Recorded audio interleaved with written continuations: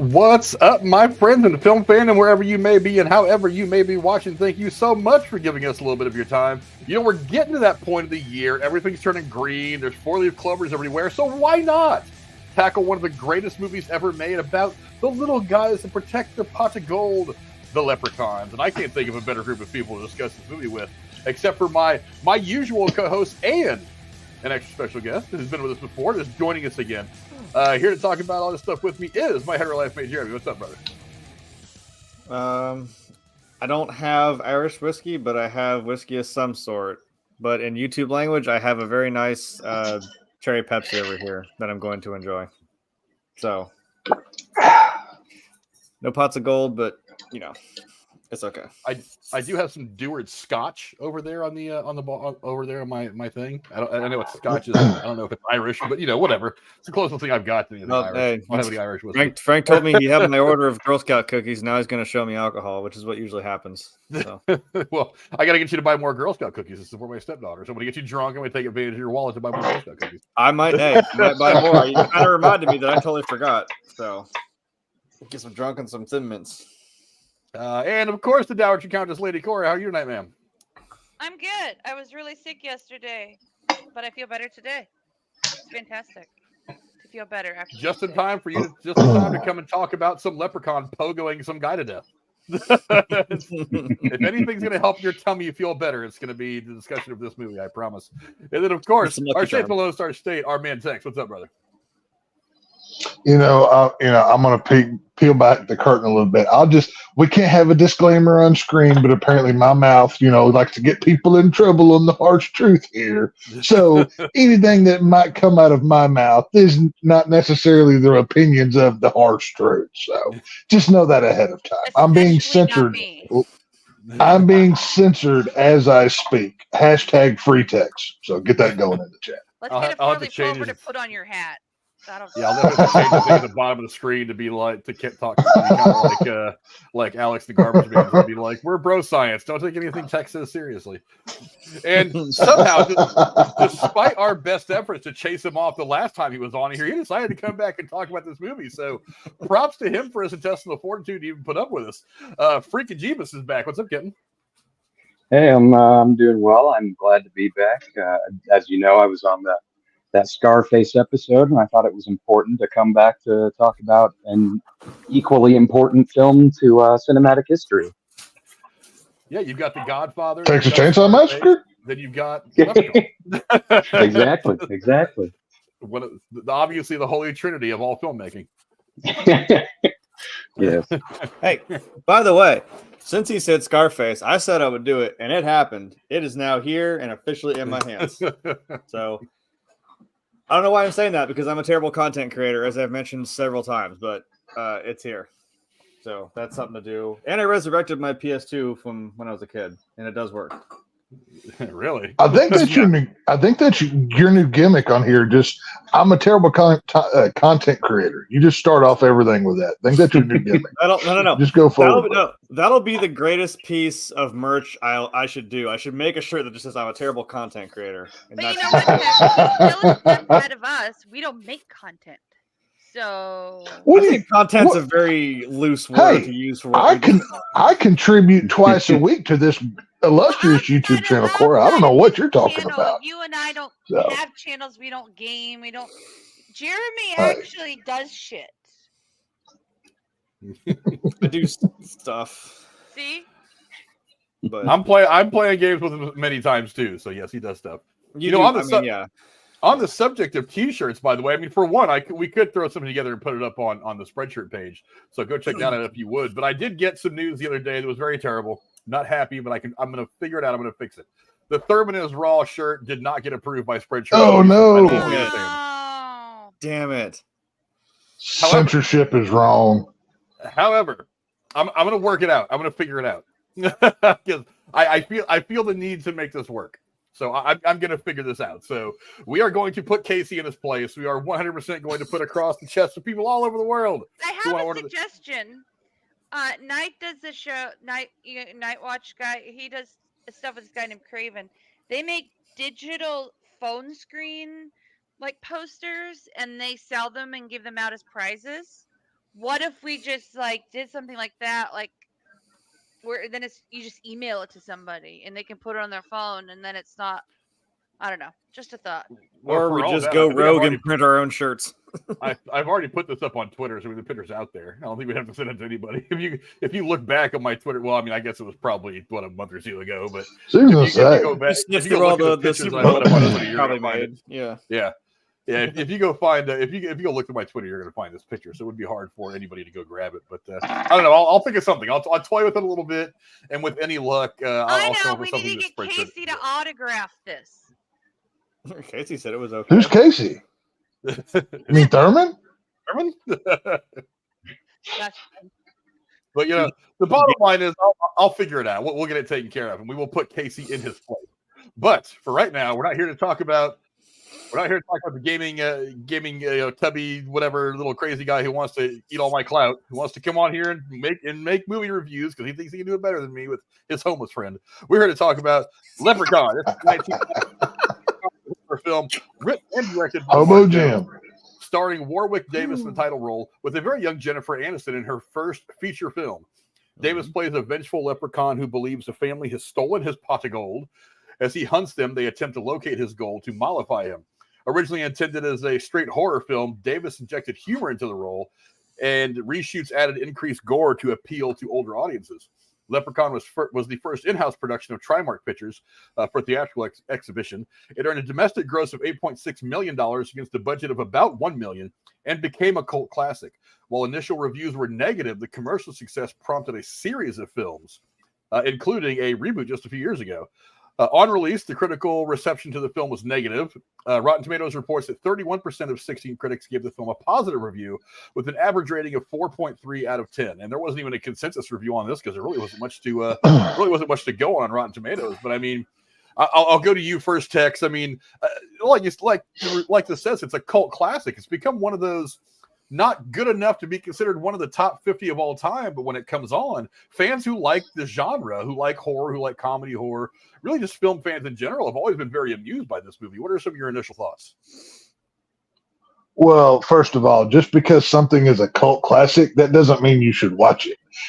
As Joe Bob Briggs will say, any old film from the 80s that didn't get anywhere and wasn't that good and gets refound 30 years later, they'll slap the term cult classic on it. And oh my God, let's print t-shirts at horror conventions. And, it kind of makes a resurgence. But that being said, Leprechaun, it's got good and bad. We've talked about the horror comedy on this channel quite a few times now this year. And this one goes too heavy on the comedy for me. Like, I was surprised to learn, like, I was looking into it today. This thing's rated R. For what? I don't know. Like, this is, it would have had to have been, because the violence in this film is, I mean, it's not for blood. It's not for violence. And if they added gore, there was basically none before, but this franchise does have an audience. I wouldn't say it's cult classic levels. I would say it's just a hair below. But I do love the era of this film. I love the early 80s look and feel of movies, especially in the horror genre. And it just looked, I mean, visually, this film is great, but, I will break down into that more later. I don't know. Jeremy, what do you think? What are some of your initial impressions on Leprechaun? I watched this movie probably 10-ish, 15 years ago. So it's been a hot minute since I've seen it. All I remember was, there was a leprechaun and there was Jennifer Aniston, which I guess, to be fair, is that's the movie. Now, I know this is also a movie that had the problem of having about 387 fucking sequels. Only nine. Yeah. Wow. Honestly, I thought there were 6. Holy shit. Okay. That's still not as bad as the Fast and Furious, let's be honest. Right, but I mean, I don't know. In terms of, like, I guess quality, do they? Because he kind of followed the Jason Voorhees thing. He's like, I'm gonna go to space too. I'm like, why? Yeah. What? Okay. But as for this one, it's like I kind of felt like it had and I hate to compare it, but had like an Evil Dead vibe, where it's like it's it's a scary movie, but it's got horror and it's got like, you know, obviously Warwick Davis is having like the fucking time of his life. He's the thing that makes this movie great. Oh yeah. Like he's the best part of it. It just has fun with the role and it makes it. That's what you remember is you remember the iconic Leprechaun just slaughtering everybody in his path for his little sack of gold. So as a first outing, honestly, it's a pretty straightforward, you know, plot. Just I think we just about now have, at least now have some sort of horror movie for every holiday possible. So I don't know what you're going to do with this. Cause I mean, when I saw one that was for Easter, I'm like, it was basically a weird, like Jesus bunny rabbit hybrid thing killing people. And I'm like, well, you're looking at me weird. That's a thing. So yeah, you know, this, I don't know, it works for what it's doing. And hey, I mean, I guess it gave Jennifer Aniston, you know, now she's what? Holy crap. That's freaking. I don't think she's aged. I think she just turned 55, didn't she? And she still looks just as goddamn good. Her dad also aged very well. Yeah. So I think it's a DNA thing with them. So I don't know. When you first see her getting out of that car at the beginning of the film in that dress, that back shot, Jesus, Joseph and Dale Earnhardt Jr. Hey, she's got the fucking look, man. Like the leather jacket and the shotgun, the shorts. Yeah. Yeah, the leather jacket with the biker shorts. That one's hard to pull off, but somehow she works it. So that was a choice, and she fucking did it. Yeah. So I don't know. Kenton, what about you, Kenton? What are some of your initial thoughts in this movie? Well, coincidentally, I have the same history with this movie as Scarface, where I first saw it on TV like 15 years ago, and then didn't watch it again until very, very recently. It's fine. Like there's, that's fair. I don't have any strong opinions about it. I mean, if we're gonna have a little slasher movie for every holiday, then this one is very serviceable for St. Patrick's Day. Warwick Davis looks like he's having the time of his life, though, and that really, I mean, you gotta love it. Like, and obviously he did, because he went and made, you know, what, four or five more. He was in 6 more. 5 of all the films that were made, all the way through Back to the Hood. 5 of them, I think. 6 and State. Was he in the one where they went to the hood? I think that's the last one I saw. Yes. I couldn't remember. Yes, in the Hood. He was in both of those. There was In the Hood and then Back to the Hood. Back to the Hood. Yeah. Oh, I didn't realize there was 2 hood movies. I just saw one. Yep. Yeah. Okay. But yeah, I mean, besides that, yeah, like Tex said, it does look good. And it's funny in a lot of places. Maybe not always intentionally so, but it did make me laugh out loud a few times. So gotta give it that. I'd say, like, if I was gonna give it a number rating, it'd be like 6 out of 10.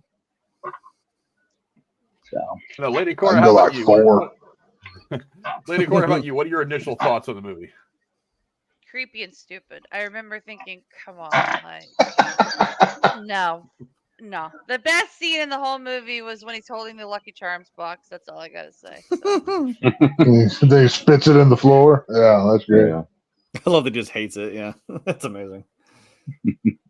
I mean, to be fair, Sam, I don't really like Lucky Charms either, but you know, people buy they're magically delicious. What's wrong with you? Bags of just the marshmallows on Amazon. Hell yeah, that's what I mean. I'd totally it was do that. Something about those, without like the regular stuff. Yeah. Something about those marshmallows just in cereal back in the day was just not. It just didn't gel with me. I don't know why. Like, yeah. I loved the Oreo cereal, but when they started putting the little marshmallow things in there for like the cream of the cookie, I sat there and picked all that shit out because I'm like, nah, I just want the little like Oreo, like big giant Cheerio looking things. I don't know. I'm the weirdo when it comes to cereal. I like it dry. I do not like milk on my cereal. I want a glass of milk next to it. I like it crunchy. Man. So I was told I was crazy, but you know that? I don't know. And I think it kind of started with things like Killer Clowns from Outer Space, where we're like, let's lean into some more of the comedy. Let's make it a live action cartoon, essentially. Let's just make it all kind of silly. And it was kind of hit or miss, the horror comedies are. But this one just worked out really well because you didn't expect too much of it anyway. I mean, a leprechaun chasing his gold. Yeah, I mean, it sounds like the plot of a Saturday morning cartoon, but it's like, oh, but this guy looks the way he looks on screen right now, and he actually uses magic to kill people and bites people's ears off, and stomps some guy to death with a pogo stick. You add the gore and like the fierceness to it, and it gives it a dimension where up to this point you had never really seen with this kind of a character. So I guess it was different enough to where it attracted a lot of eyes. Look, I don't think it's the best horror movie made. It's a good enough horror movie to where I can watch it and be amused and not feel like I just spent 2 hours of my life and I'm never ever going to get back again that I wish I would have spent on doing something else. It's fun. It's got Warwick Davis in it, who already was kind of a legend at this point. I mean, between Willow and all the other stuff that he had done, Star Wars, things like that. I mean, he was already a legend. Had Willow already came out by this point? Oh, Willow was 80. Yeah, it was 86, 87. Yeah. Oh yeah. Well, this was 83, wasn't it? This was 93. No, this was 93. This was 93. Right? Now, sorry, like I said, it's been a long day. I thought I could have sworn this was 83. Okay, I'm an idiot. He'd already done stuff with Star Wars. He'd already done Wicked and Star Wars. He had already done all this other stuff. So he was already pretty famous. He was already a big name. So putting him in makeup and making him the killer leprechaun, there was kind of a weird thing to it anyway that kind of drew a lot of people to it. So, and then of course you have the young hot girl and Jennifer Aniston, who had not quite become, who was a little bit of ways from becoming the Jennifer Aniston that we would all end up knowing. But it's a fun movie. Like I said, when you take this thing that we're all so accustomed to and then flip it upside down, you're like, oh, it's this, but it's also this. I mean, that's why me and Tex like Blood and Honey. It's like, oh, it's Winnie the Pooh, but he's also gone murdering people. It's like, okay, that's a different twist that I would not associate these two things together. And putting them together kind of makes it interesting and weird and kind of fun to watch. Maybe not good, fun to watch. But let's get into the cast. I mean, obviously Warwick Davis. I mean, the guy's a star. He very much runs this entire movie. We also get a very young, on the cusp of being famous Jennifer Aniston. I'll go to you first. I mean, the cast of this movie, outside of these two, some people that were known to me anyway. I mean, having kind of grown up with all this era and before that. What did you think of the cast, and who stood out to you? The big one besides those two was Mark Holton, who I knew primarily from Pee-wee and Teen Wolf, who I believe his character in Teen Wolf, his name is just Chubby. And yeah, he was. I liked him quite a bit in this. Was the kind of lovable oaf who, when trying to bite a coin, just swallows it. That was really just him. Like I looked through, I didn't recognize anybody else from anything. I did want to say a small error. Jennifer Aniston was in Mac and Me before this. The credited as dancer at McDonald's, or no, uncredited, okay. She was in that apparently. Aside from that, nobody else I recognized, but I did like Mark Holton quite a bit. Yeah, Tex, how about you? I mean, looking at the cast, the two people that jump out are pretty obvious, but what do you think of the cast, and who stood out to you? Yeah, I'm gonna have to copy off of his homework here. For me, it's Mark Holton. I mean, for everything he just said, from Pee-wee to everything else. But I don't know if y'all ever watched the movie Gacy about John Wayne Gacy. He played the titular role in that film. He does so good in that role as John Wayne Gacy. And there's another film that he's in. It's a Hoboken Hollow. It's another kind of low budget horror film that he's also in. Came out a few years ago. It's actually okay. That Mark, like I said, I just like Mark Holton. He's one of those kind of character actors. He tends to do a lot of horror because he works for cheap, and he's got one of those faces. I mean, go back and look at him in Pee-wee's Big Adventure. He's got a face for scary. He looks creepy or whatever. And I mean, once you see him as John Wayne Gacy, you think he's the real guy. He is amazing in that movie. I believe that one's on Tubi and a few other free services. But Mark Holton, he plays the, lovable man child. Obviously, there's something wrong with him, but it's, he spends half the movie covered in paint, so kind of what you're dealing with here. But I got to go Mark Holt. Yeah, Lady Cora, how about you? Who stood out the most for you in the cast? Nobody. Nobody at all. I mean, Great insight. Man, That is tremendous. I mean, I look at the list and I recall watching it. Nothing stood out really. I mean, it's just kind of, an average cast, and Jennifer Aniston just happened to be pretty, and her dad was a soap star and probably helped her get into acting. And Warwick Davis, fantastic actor. So I would say him, but that's an obvious one. So, there you go. Well, for me, the one I agree with everything you guys said. For one, Warwick Davis carries this film. Let's be honest. I mean, he makes this movie his own. I've got a piece of trivia that really explains kind of why. But I mean, like I said, he was already very well known when this came out as Wicket, as Willow, things like that. And Mark Holton, obviously, somebody if we watched a lot of movies growing up in the 80s and 90s, especially Teen Wolf and Pee-wee's Big Adventure, then you know who this guy. You see his face and you instantly know who he is. But the guy that plays the heartthrob in this movie, and I'm sad I only got the one picture of him. I thought I got another one. I don't know why I didn't load it. Oh, here it is right here. His name is actually Ken Ollendant, and he's been in a lot of stuff. He was in an episode of Star Trek: The Next Generation. He had he did a bunch of TV stuff. Like he was in an episode of Doogie Howser. But the one thing I remember him from the most is he was the teenage stripper in Summer School, a movie that we've talked about a couple of times, Tex, with the two high school kids the horror effects. He was the sleeping stripper kid that was always asleep in class. That's the first thing I remember him in. But as I'm sitting here going, I didn't recognize. Okay, holy crap! I'm sitting here going through the list of some of his stuff. I mean, his filmography, especially his TV stuff, is pretty impressive. I mean, Highway to Heaven, which was a big TV series, The Fall Guy. Well, I talked about that recently. He was in he did an episode of one of my favorite TV shows of the 80s in V, which is, I still think, one of the most underrated, way ahead of its time television shows. The A-Team, Airwolf. I mean, wow. He's in some of the biggest shows of the 80s. I mean, 21 Jump Street, nice. Things like that. And then, of course, into the 90s, Doogie Howser. He did Leprechaun and Doogie Howser in the same year, Star Trek, things like that. See, what else was he in more recently that might jump out? He was in Jag, which I never watched a lot of. My dad did. In Criminal Minds, he did an episode.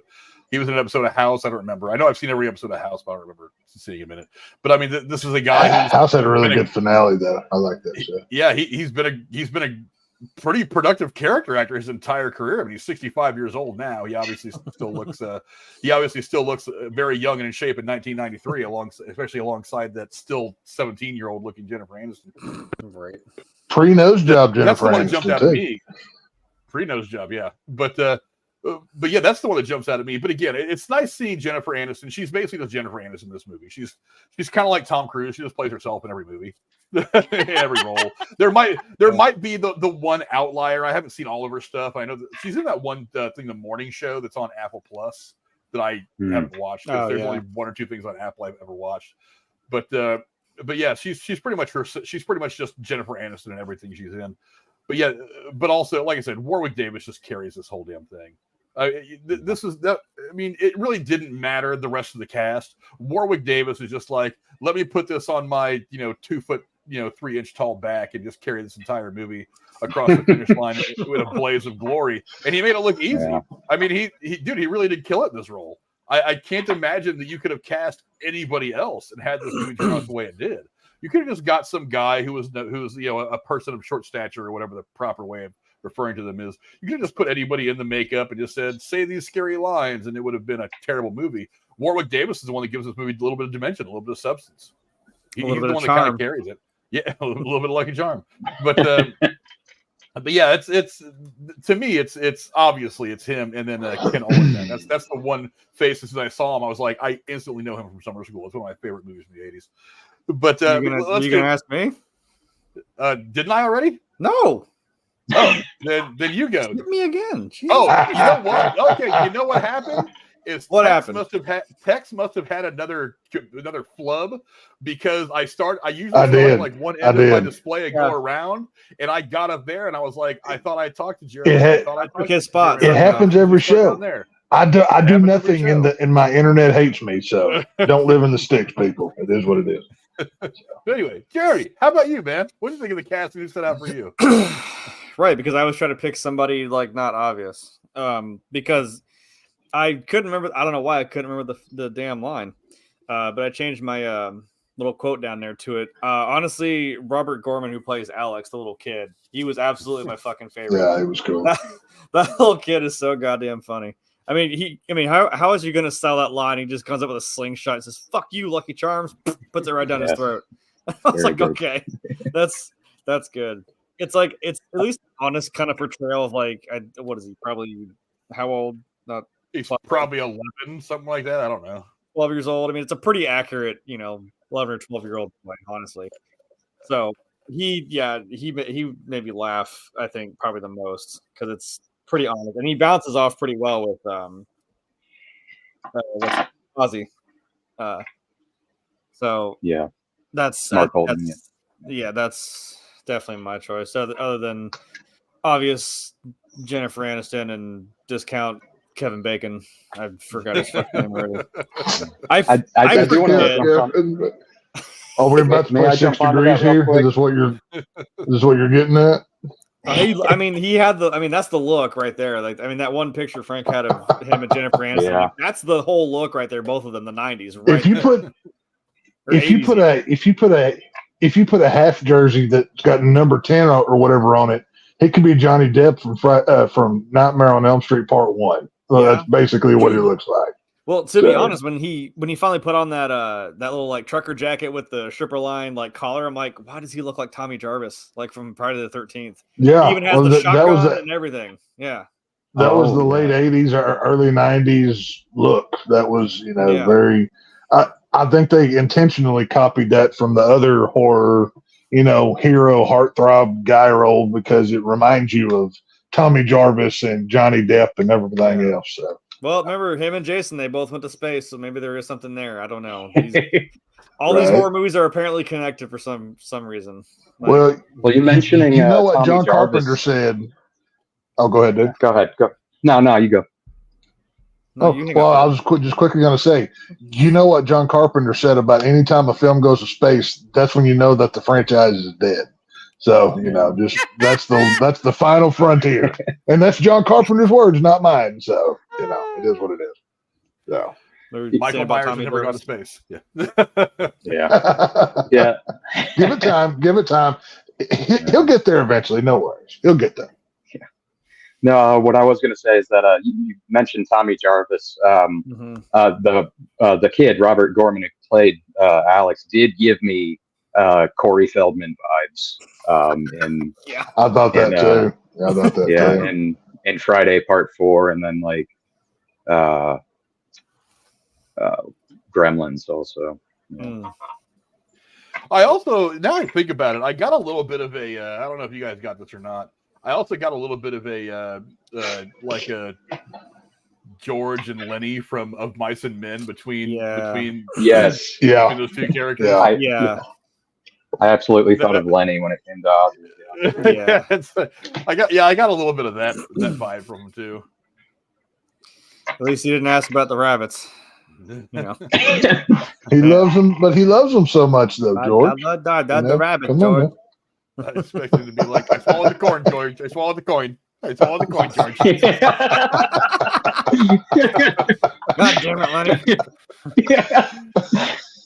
I can't do Gary Sinise, but man, that's my best. Like, right. Son of a bitch. Lieutenant Dan. I'll start with you on this one, Jeremy. Let's talk about the plot. Again, it was kind of like you never like think to add horror and a leprechaun together, even though if you read the lore of leprechauns and some of the legends, it kind of lends itself to some scarier stuff. Some of the stories do, but they've never been put together like this. It's always been a very cartoonish kind of character, cereal boxes and Saturday mornings and whatnot. What do you think of the plot of the movie? Is it something that you would have thought was going to work? I don't know. There's something about I'd like to think, when you write something down on paper or you have this idea, right? You write it down and you're like, well, that sounds ridiculous. But in a different, medium, when you see it on screen, it's like, okay, maybe this works. And sometimes the reverse is true. Like you have a good idea on paper, then in execution on screen, it just doesn't work. I don't know.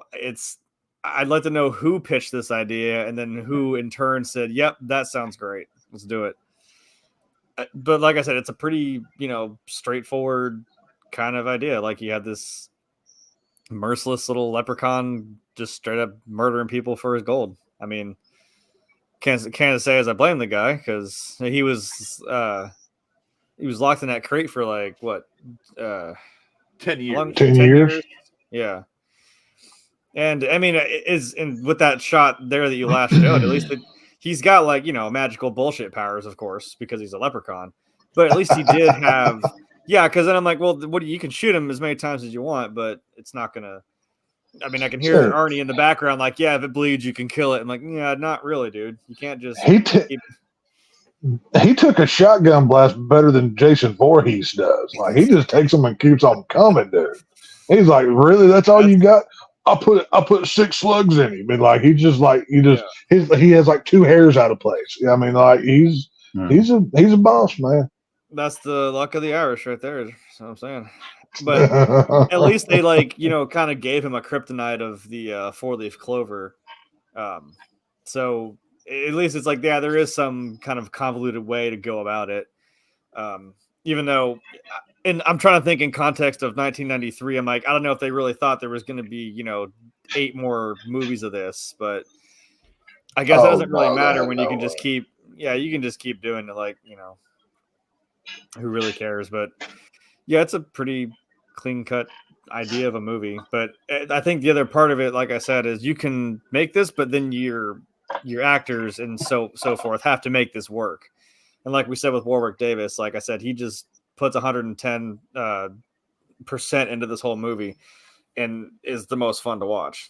So, and you got the easy eye candy with Jennifer Aniston, and I'm just gonna keep calling him Wish.com Kevin Bacon and a smart mouth kid and Lenny. So he should stay away from those arrows to the throat. He'll be fine. Yeah, don't take a sleep in Camp Crystal Lake. Yeah, you get an arrow right through your fucking pellet. But yeah, it works. Yeah, all your cast makes it fun, and obviously, your main antagonist makes it a lot of fun. I know, Lady Cora, how about you? What do you think of the plot of the film? Did it work for you? It was all right. I mean, it was typical, trying to scare you movie. It was all right. I mean, I don't know. I wouldn't say it was bad or great. It was kind of straightforward, He's introduced as the bad guy who's on a mission. All the other characters are assembled, and he's out to get him, and at the end they get him. So until the sequel. Dun, dun, dun. All 15 of them. He's predictable. Not going to complain. He's a little Irish T1000 for his gold. That's what it is. Oh boy. That's what it is. His molten lava is a little green flower. That's it. That's his molten lava. So. If he would have went down the well and just give us a little thumbs up, like that would have been great. Thumbs up. Or knowing him, he would have just like flipped them all off as he went down. Yeah. That'd been great. Oh yeah, I would have. That's worth a sequel. Oh, Van Edwards is like, I want that go-kart. Yeah, come on. We all want Mr. Toad's Wild Ride, and we want the little go-kart he had too. Come on, we all want. Well, I'll jump in here next. I guess, yeah. I mean, well, just plot-wise, this is generic creature feature. We have $100,000 to make a movie. What can we do that hasn't been done yet? They pick a leprechaun. What do leprechauns do? They have their gold. There's your whole entire plot right there. The rest you just kind of fill in as you go with nameless actors and nameless characters. This is not a gory, scary film. It's kind of funny that the term Saturday morning keeps getting thrown around because this is a Saturday morning cartoon of the horror world. Exactly. You've got one kill where he gets pogo stick to death. One where he with like a very poorly done neck snap. I mean, the kills are they're nothing memorable besides laughable, I think is the right way to say it. For the non-horror person like Cora would be, I could see how this could be scary, but I'm like, I'd show this to a 3-year-old. Like, I see nothing wrong with this. This is whatever. But hey, I was watching much harder stuff at like 5 and 6, so I'm on a different pedigree. Music video as a young I was child, gonna say, and it gave me nightmares. I think it was Really? it was Yes. Thriller So and Wizard of Oz and no, I watched Cujo when I was like 10, but that still freaked me out. That was about it. Like, that really got to me. the first 3 horror films I ever saw were Texas Chainsaw, Halloween 4, and The Exorcist. Okay, I started off on another scale, so I went way into the advanced class. So it is what it is. Traumatizing memories of watching Poltergeist. Okay, and I was like, yeah. Oh, I love Poltergeist. R.I.P. Toby Hooper. But no, plot wise, this is a it's a fun schlocky B movie creature feature that it's. Films like this keep its audience because it's so off the wall. I mean, we get to see him chasing people down in a wheelchair down the street, watching Warwick Davis in roller skates. Right. If you don't watch it for anything else, watch him the Leprechaun has more plot armor or not plot armor. The Leprechaun has more toys than Batman does. He's got roller skates. He's got multiple cars. He's got wheelchairs. He's got everything. I mean, just watch it for that alone. Where does he get those wonderful toys? Yeah. You're muted, Frank. Frank, you're muted. I did. I sneezed a minute ago and I had wanted on there. But no, it's like he doesn't have toys. He has magic. He's got the magic of the Leprechaun. He can wave his fingers and all this shit. Well, it's like as he gets his gold back, he gets his power back too. That was another thing they kind of at least kneecapped him with, is that he can't use his powers as well. So that was always kind of cool. But now I'll try going to Kenton. I was trying to go to him. I already said Kenton. Yeah, I mean, even digging further into the Saturday morning cartoon thing, I mean, there's literally a Looney Tunes style, when he goes through the fence and it's just leprechaun shaped. There's that. I mean, it's very Coyote-esque. Yeah. Yeah. And that was when you mentioned the wheelchair. That was probably what made me laugh the hardest in the whole thing, was Jennifer Aniston is, driving away, and all of a sudden it just cuts to him going as fast as he can. Watching down the road, move that big old wheels. He's just at this point, hasn't he already teleported? Can he just, Well, he teleports inside the safe. He teleports inside 2 or 3 things in this movie. Why not just do that? But I'm sorry, but the funniest thing in this movie is watching Warwick Davis skate, because he did not know how. He's like, okay, I don't want to fall on camera, and he's sliding his feet. He's not even skating. That was the funniest part. I love it. But yeah, and then some of the set pieces, I was like, oh, this is tons of influences in here. I mean, one, I don't think this movie exists without Child's Play. The little 100%. guy, being the villain. You had his hand coming off and running around. That's Evil Dead. You had the Woods. Yeah, you had when she's talking on the phone and then the little hand comes out. That's straight out of Nightmare on Elm Street. And then the end when he's melting. That was so much the end of Gremlins, when Stripe is melting in the fountain. That just those all stood out for me. And then I'd say this is probably the second best movie that features a monster in a crate. The other one being Creepshow, which was fantastic.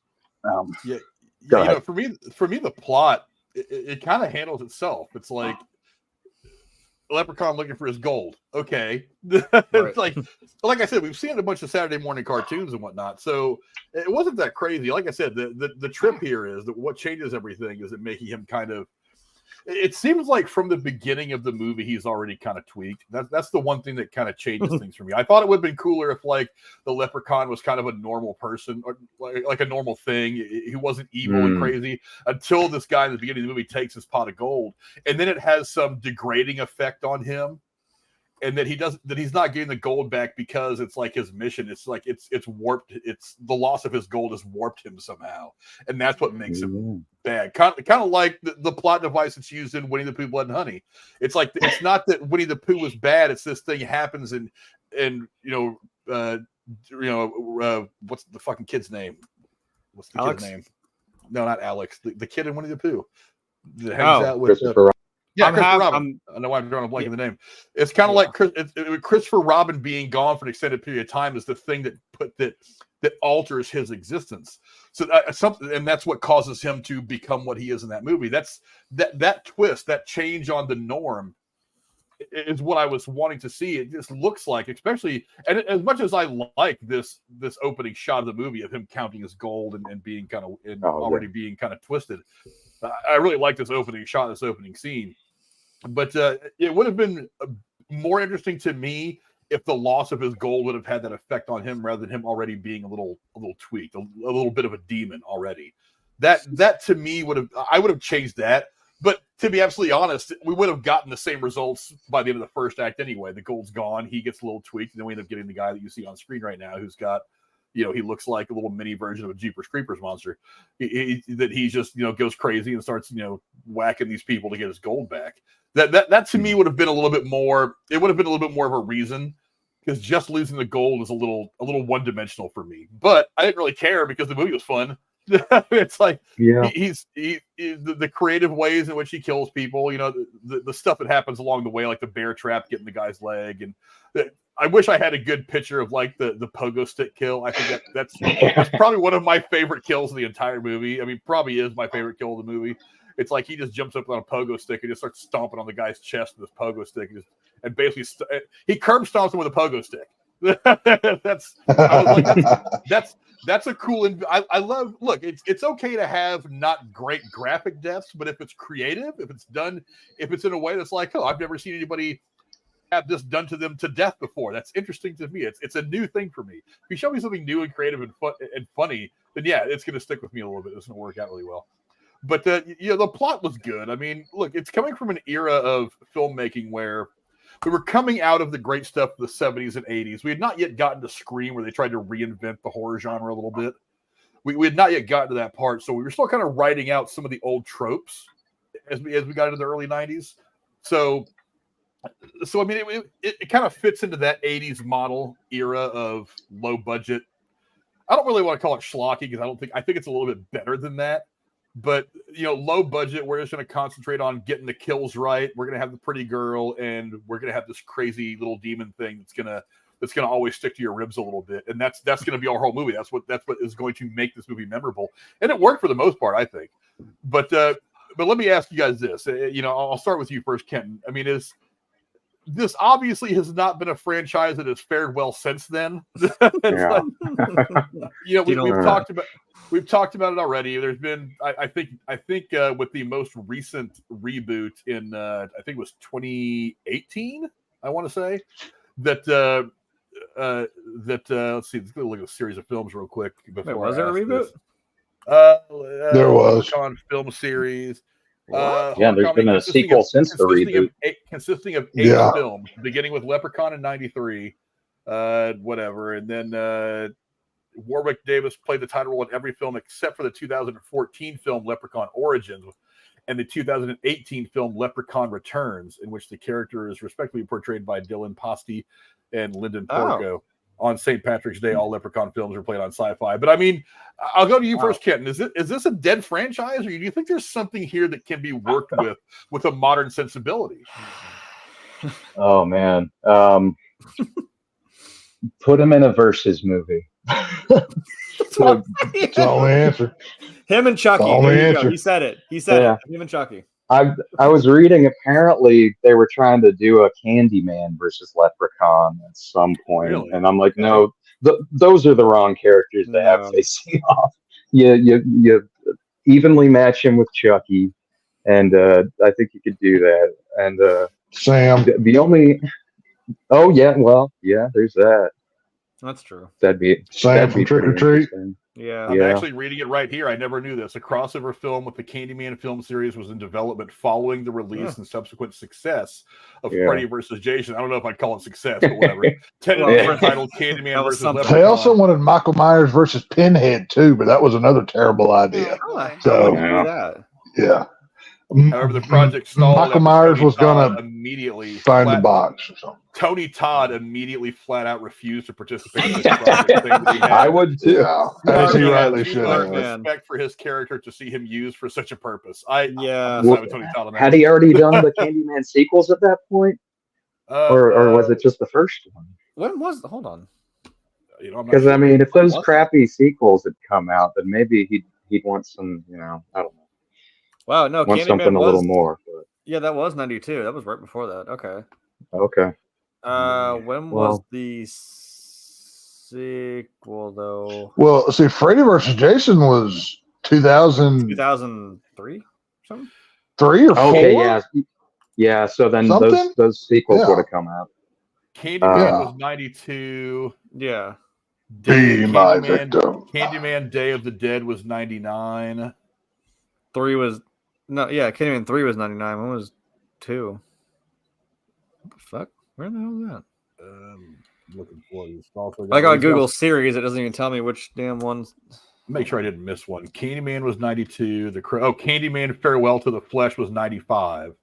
Okay. Candyman Day of the Dead was 99. Then he did Final Destination, Scarecrow Slayer, a bunch of other horror stuff. What's the next Candyman movie? I'm looking for it. They did Final Destination. I love Freddy vs. Jason. Love that movie. I've never seen either. Got your nose.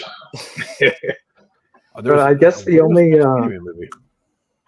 other thing I could think of was like, I mean, it would never happen because Jennifer Aniston would never do it. But it's like, do you do a Halloween reboot kind of thing where you bring back her way older, Jennifer Aniston, Laurie Strode thing? Oh my god! Yeah, that'd be terrible. I need to see that now. I need to see it. It's going to suck, but I need to see it. And then she would never do it. They should know, but she might do a Super Bowl commercial, like a 2-minute version with her and Warwick, like for some product, like Lucky Charms, maybe. I don't know. It could. Oh my god! That could be the greatest commercial ever. Yeah. Warwick Davis kills the other leprechaun. He gets hit, like slaps a picture of him on the box, and then Jennifer Aniston just walks into her kitchen, and that's where the murder scene happened or something. There's your commercial. That'd be great. Well, Tex, I'll go to you next. I mean, do you think it's a dead franchise, or is there hope for this thing? Oh yeah, no. This franchise has been dropped off in the horror franchise graveyard. Well, you might get one of these like straight to streaming every 5 to 10 years, just so somebody can keep the IP and doesn't have to return it to whoever. You'll never get another mainstream Leprechaun film. It's not Halloween. It's not Exorcist. It's not Friday the 13th. This is forever this started in the B movie and it never went up. So, yeah, no, this is. That's not saying it's bad because the majority of my favorite films are B movie, category. But no, this is unfortunately Chucky. I think has joined this because it used to be once you go to television, you were kind of done. Back then, the same equivalency was once you go straight to video store, you were kind of done. So. Yeah, I don't think we're going to see any new Leprechauns anytime soon, besides maybe a fan film or if Sci-Fi gets the rights to make a TV show about it. Just look at what's happened to Chucky. Chucky can't even get enough audience to make a movie anymore. Like his last 2 films went straight to streaming or straight to VOD, and then the television show came out. So put him in that pile. Yeah, Lady Cora, how about you? I know you probably think it's a dead franchise anyway because you weren't a big fan of the movie at all. So to you, she wants to kill all horror. But I mean, just from a I don't creative wanna kill aspect, it, is I there just don't something want to that watch it. There's a is there difference. something that can be done to save this? Do you think? I think if they somehow catered it to a younger, like, vapid Gen Alpha, Gen Z audience where they didn't have to have any memory retention of the plot I don't in even know any what point that of the is. movie, maybe. Oh, had to hey, get a hang younger on, Cora. audience I've got an idea for you. The Leprechaun goes to Congress, and then we'll put it on C-SPAN, and you can watch it there. Leprechaun for president. I'm saying it right now. I think Hey, we already have an orange. we just one saw and a red Chucky in the White House on that TV show this last season, so why not? Anything's possible, right? I need to start doing it now because, like I said, I obviously not old enough to be in this presidential election, but I'm like, but the next one, if I can run. doing, I'll run for president. Crap will Yeah, be you're- different, but I'll run I for think you got president. it. I think Yeah. you're old enough now. Well, it's gonna be my running mate. We can go for the next one in 4 years. That's right, buddy. I don't know, Jeremy. How about you? Dead franchise, or is there hope for this thing? Is there some creative mind out there that could make this a viable franchise again? I think what I wanted to add on to like what Tex said, it's you got to remember this is also in a time where not only what do you say? Like, yeah, if you went straight to video, if you did or even going right to TV, it's kind of just dead. I think this is also in that time where it's like it was kind of considered if you were doing like horror movies, you weren't doing so hot like as an actor. Yeah. You're just in any other one of the 3 million what they just keep cranking out. And like I said, this is also it kind of has the problem of like there was I don't know how many Freddy movies, how many Jason movies, how many Michael Myers movies, Texas Chainsaw. Like, yeah, it's fun. We've got a lot of there's a long number of these movies, which to be fair, a lot of them have just kind of been retconned because 40 years later, some fucker's like, oh, I'm going to remake it. And none of that mattered. I'm like, well, like when Disney told me that all that stuff in the extended universe of Star Wars didn't matter. I'm like, cool, glad I wasted all my time doing that and learning about it because I cared. I cared once upon a time. So, well, you're the wrong color for Disney to care about you. I'm sorry. So you don't Well, count. it's because it wasn't Disney. It was still good. Like, before the dark times, before the Kennedy era. Just take that out of context. Which Kennedy am I talking about? Hey, I'll be okay with her getting the Kennedy treatment. I'm okay with that too, but it is what it is. Well, I guess what I'm saying is like I don't know if again, this is like I said in that time where you're doing horror movies, you don't really expect to just about anybody could be, you just fall into the hole of being in a horror movie franchise or whatever. And I think when I thought about how many of these movies there are, and I've probably only seen actually like 2 or 3 of them, it kind of gives me the feeling of Nightmare on Elm Street, not Nightmare Before Christmas. Jesus Christ. I've only had like 2 shots. I can't think straight. Where it's like the first one, like you need about 5 more. I got a whole thing right there. Don't worry. Where it's like the first Nightmare on Elm Street is like, whoa, holy shit. It's pretty serious, pretty straightforward. And it's, it plays it straight and it goes for it. Albeit kind of a little goofy, but and then it just derails into just like absolute ridiculousness. And I'm like, yeah, I don't know. Does the entertainment value really keep it going? Is it worth trying to watch, 8 more of these movies? So I think we're beating a dead leprechaun here. I don't. Yeah. And I don't know. I think that dead leprechaun's turned into a pile of goo at this point. That gold can only stay together and stay intact for so long before it's spread out and melted and even if we try to do the like, okay, should we try to revamp it? Like, I don't know. Maybe not. It seems like it's a little too soon. I didn't know there was a movie in like 2018 at the most recent. So I don't. I'd be willing to. I remember seeing the remake, but I don't think it got a theatrical release. I think that was a VOD thing. I'm pretty sure. I don't think it did. I like I said, I think the problem is I think we've beaten these out so many times that it's kind of got its own little fatigue to it. Like we talk about superhero fatigue, and I'm like, I don't know if there's really a horror movie fatigue because you just like seeing them Horror kill never nameless. goes away. Superheroes Like, you will. like seeing them do just blow through like nameless teenagers that you don't care about. I'm like, yeah, it's fun, but I don't know. Like I said, I didn't really have any interest in like the new thing with Chucky. I didn't even know that there was more Leprechaun. So I'm just like, maybe give it more time. I'm still waiting for whenever, if it hasn't happened yet, someone correct me if I'm wrong, but has there ever been, we've done remakes, right? Has there ever been like a second time something's been remade? You know what I mean? Like, has there been like a second reboot? Spider-Man? Okay, not. I don't think so. That's not really Like, fair. That's I think not multiverse all of shit, the you know what I mean. Leprechaun films. Keaton, correct me if I'm wrong. You may know as well. I think all of those are on the linear timeline. I think that's all this. I mean, they may not say it, but it's all the same character. Then the reboot, the 2014 and 18 or whatever, that was the reboot. But I don't think they've done a second do-over. Well, you know what I mean. Like we talked about Scarface actually being a remake in its own. You know, I thought, oh yeah, I didn't realize there's one from the 30s. So I'm like, you have the one from the 30s, one from the 80s. I'm like, has someone done another? You know, like if you remade it again, I don't know if we've had like a Star is Born. There have been 4 Star is Born. Yeah, there's been 4 versions of that movie. Oh shit! And wait, they did remake this?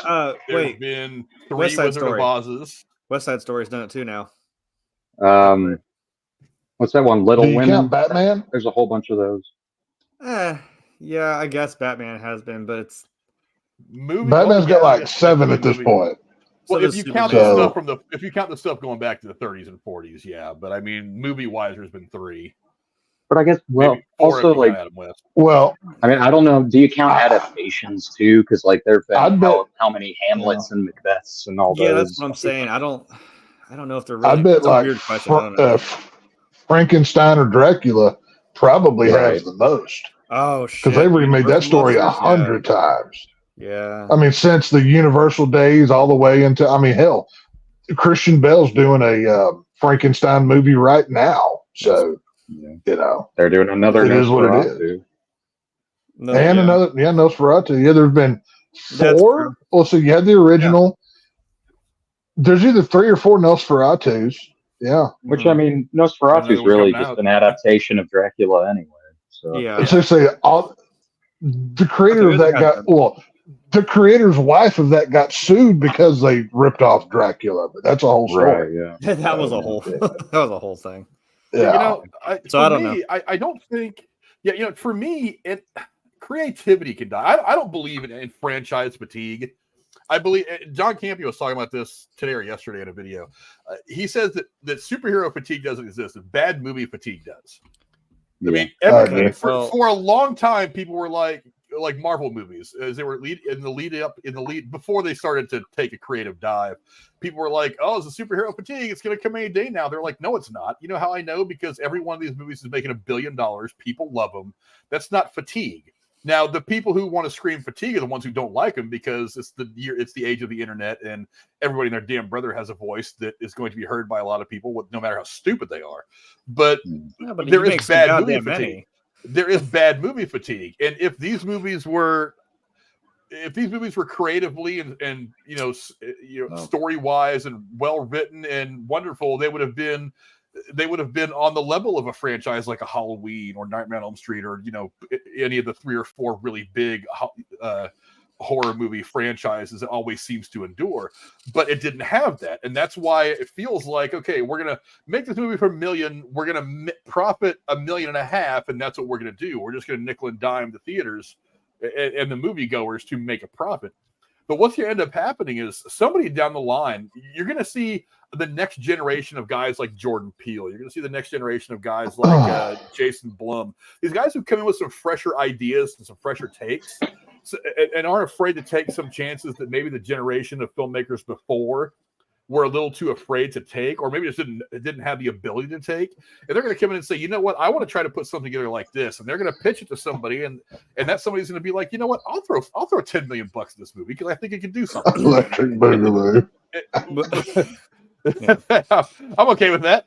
Leprechaun 2, Electric Boogaloo. There's a whole ass Leprechaun 2 and the Legend of Curly's Gold or whatever. Let's just go city slickers with it. I think it was on Amazon or Netflix. I forget. There was a documentary called Electric Boogaloo about the whole Golden Globus movie franchise, Golden Globus and stuff like that made like American Ninja and a bunch of the Chuck Norris movies back in the 80s. That's a fantastic documentary. But yeah, you're going to see a new group of creative people coming here with fresh ideas. And why can't they take something like this? Because look, the 80s and the 90s, in movies anyway, the one big thing they have in common is that there was a lot of really great concepts that were just not done very well. I mean, because not that they were ahead of their time, it's just like they couldn't have been done in that time. They could probably have been done like now. You can't. The way films were made back then did not lend themselves to the kind of story that needed to be told surrounding this particular story. Yeah. So it's like if I tell you aliens have taken over the Earth and for the last several hundred years had kind of made mankind pets and slaves, and these aliens are like 10 feet tall and they have human beings out there mining gold to send back to their home planet. You'd think that's got something to it. That's an interesting sci-fi thing. What kind of story would you build around that? And then I tell you that's basically the plot of Battlefield Earth, which most people think is one of the worst films ever made. Yeah. So, because look, I'm one of those people that's like, I've always thought there was a little bit of a redeeming quality to Battlefield Earth. I don't think it's a good movie. It's one of my guilty pleasure movies. Here's that Did whole you movie. feel joined? Did you feel urged to join the Church of Scientology after watching Frank? Did you get your brainwashing? I did not. It would have been a better movie, maybe. I'd have bought Dianetics at least and read but no. But it's like that's a good concept with just a bad execution. In the 80s and the 90s, both. There was a lot of really great concepts that just weren't realized well. I mean, but you can do something like They Live. That worked. You got aliens taking over people's brains, and they got all the positions of power, and it's like, yeah, well, that worked. Yeah, and if I tell you aliens took over the brains of people in positions of power, you say, okay, that's a concept. Build that more for me. And then I build you a terrible movie. You're going to be like, oh, that movie sucked. Not that the idea sucked, but the movie sucked. But then you'll have somebody else come along, take that idea and build a good story and a good universe around it. You'll be like, and you'll point it and be like, that's how you turn this idea, this story into a good movie. So somebody can come through with a fresh idea and make this something. I just don't think it's going to happen anytime soon. No, that's what I'm saying. Let's just wait, because like I said, maybe fatigue isn't the right word. Maybe I'm saying it's like there is such a thing as like too much. It's like you're doing so many different just announcing even so many projects, and I'm kind of like, you need to space it out. Like you have no one any time to breathe in between these things. You can't have time to get excited about the next one. And with Marvel, it's like you have to fucking do homework, because I'd have to have watched WandaVision, and had to watch Captain Marvel and then Ms. Marvel to understand the Marvels. And I'm like, I don't care, because I don't have enough time because you crank them out, boom, boom, boom, boom, boom, right back to back in a few months in the same year. Mm-hmm. And I'm just like, I don't really care. No. We talked about this being this superhero era. We compared it to like you go through maybe in the 40s to the 50s and 60s. What was the thing? They had Westerns left and right. Like, just how many were there? That was the thing, and eventually, right, it died out. You didn't really have as many coming out like you were, like in the same vein of you have so many of these superhero movies coming out now. So it's gonna have to, the curve is gonna have to stop at some point. Like and again, I think it needs time to breathe. I'm glad there's only one MCU movie coming out this year. Granted, I mean, we're also gonna have however many TV shows in between, but like I think they pulled everything off the release calendar this year. Yeah, the only Marvel product Deadpool. Coming out in calendar year 2024 is Deadpool in July. Yeah. Well, didn't Madam Web just come out this weekend? That's Sony. That's not Marvel. Oh, it's Sony. Well, excuse me. Yeah, I think so is Spider-Man, but like whatever. Trust me, Marvel doesn't want any part of that movie. I'm still gonna go see it. I'm gonna go see Madam Web this weekend because I'm curious. Just for Sydney Sweeney. Those are the only two reasons I'm going is Sydney Sweeney. I don't care about anything else. I don't know if that'll save it, but yeah.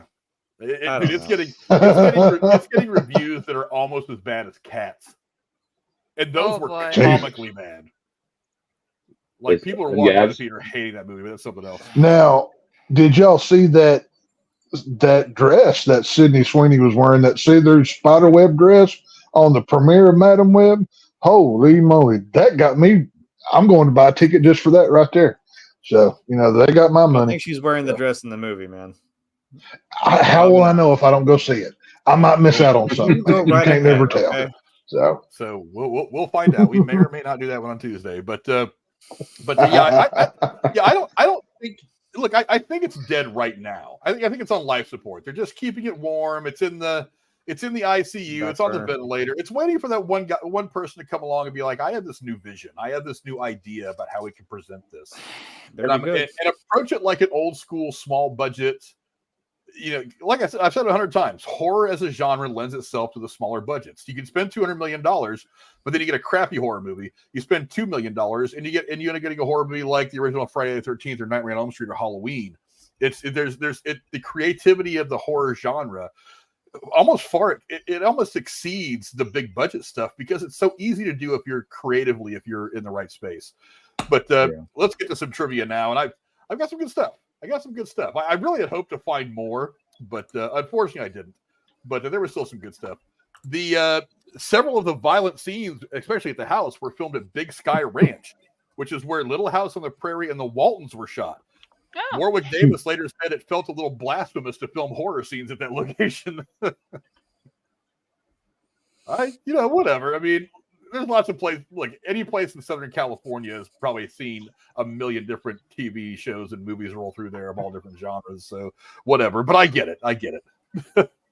Well, they made it there because they made this film there for the same reason that Wes Craven made Hills Have Eyes, the original one, in the desert, because it's cheap to shoot there. I mean, look around that house. There's nothing. So you don't have to worry about, backdrops and interiors.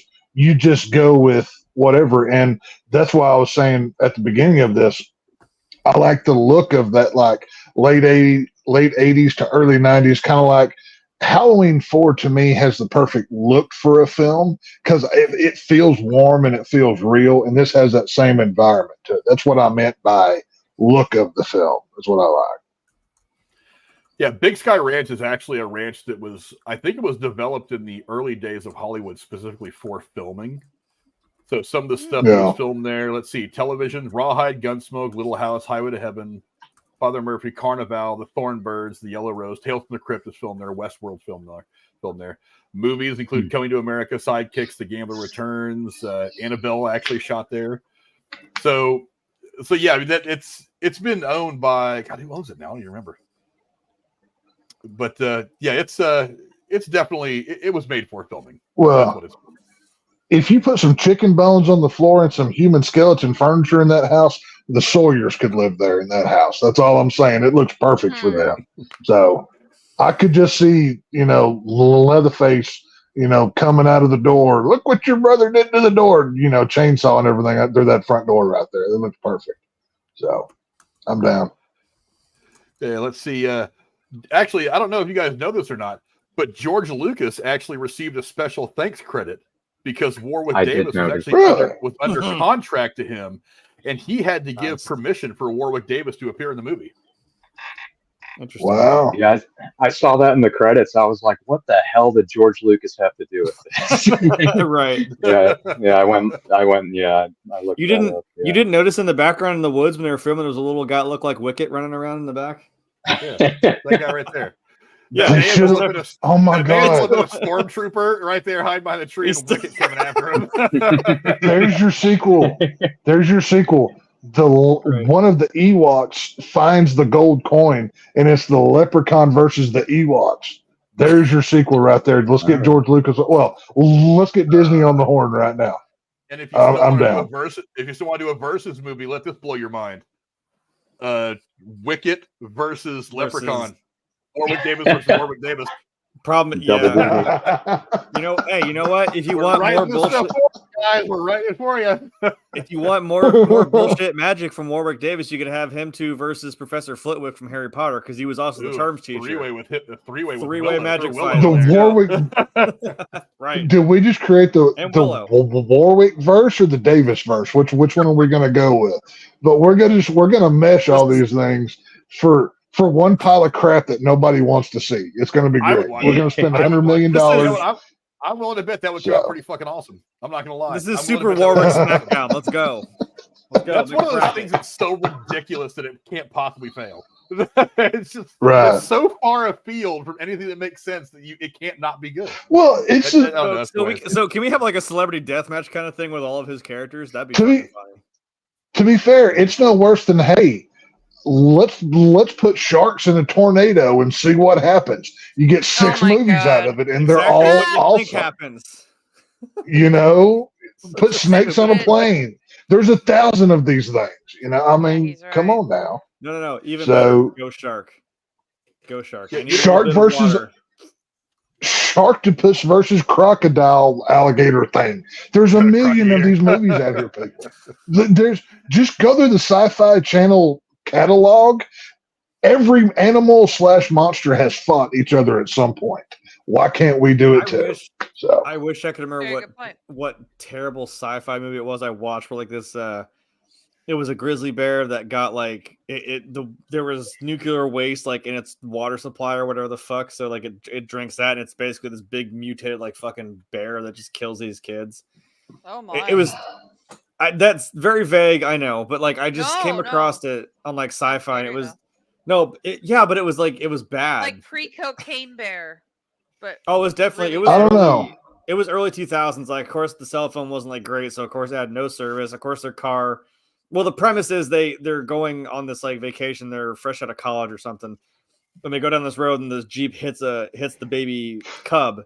So of course that pisses Mama Bear off. But Mama Bear also happens to be a nuclear wasteland fucking bear that just mauls every single one of them. Text you would like it. It's bad. Nuclear bear or something. Like the way it does kills, like there's like it's like a stock footage of like a bear growling and then like a very bad CG blood like splatter across the screen. I'm like, and the person's dead. That's how I'm like, this is so stupid. It wasn't like 2 weeks ago. I watched Triple-Headed Shark Attack and I was thoroughly entertained. It's a shark with 3 heads. It was great. Like I said, it's these concepts that are so outrageous. You're like, I can't help it. I can't possibly take this seriously. So you start watching it in that frame of mind where you're like, I'm going to try to enjoy this thing. Because I know that if I try to make sense of it all, I'm going to hate it. So I'm going to try and look at that movie. But furthermore, do you know that at the time this movie came out? Yeah, he would have still been vice president. At the time, Vice President Dan Quayle actually received a special thanks in the credits. Because his office sped up a working visa for Warwick Davis to come over from the UK to film the movie. Okay, whatever. Well, there you go. The U.S. government sped up Justin Bieber getting a visa to be here. So, well, the funny thing is, it's not unheard of they have these visas called special something. I forget what they are, and they're used for people with special talents. So whereas like some asshole like me or you, if we want to come to the United States on a visa, we have to go through this long-winded process that takes forever. But if you're like a great soccer player or a great musician or whatever, you make a special application. Talent-based, I think, isn't it? It's I forget exactly the name of it, but it's like you can apply for this special visa that will be rushed through because they want you to come over and do a concert or whatever. So they do have those available from the State Department, but only super talented, probably already rich people are. And a bunch of people are all upset because Prince Harry got in and he has drug charges from the UK, and you're not supposed to be able to get in with drug charges. Like, it's Prince Harry. Like, you really think they're not going to give him an exception? Come on, really. Now, how many skin suits did he bring when he came over here? Are we going to see him in his reptile form at some point? Oh, fuck. Maybe. Bad time. At this point, I'm more convinced that his wife is a lizard person. But anyway. His wife is the lowest quality of American out there. Yeah, he could have. He could have married better. That's all I'm going to say. But this was also Jennifer Aniston's feature film debut. It was 1 year after this film came out that she would become a household name as part of an ensemble cast in a small television show that you all may have heard of called Friends. I guess you could say no one ever told her life was going to be this way.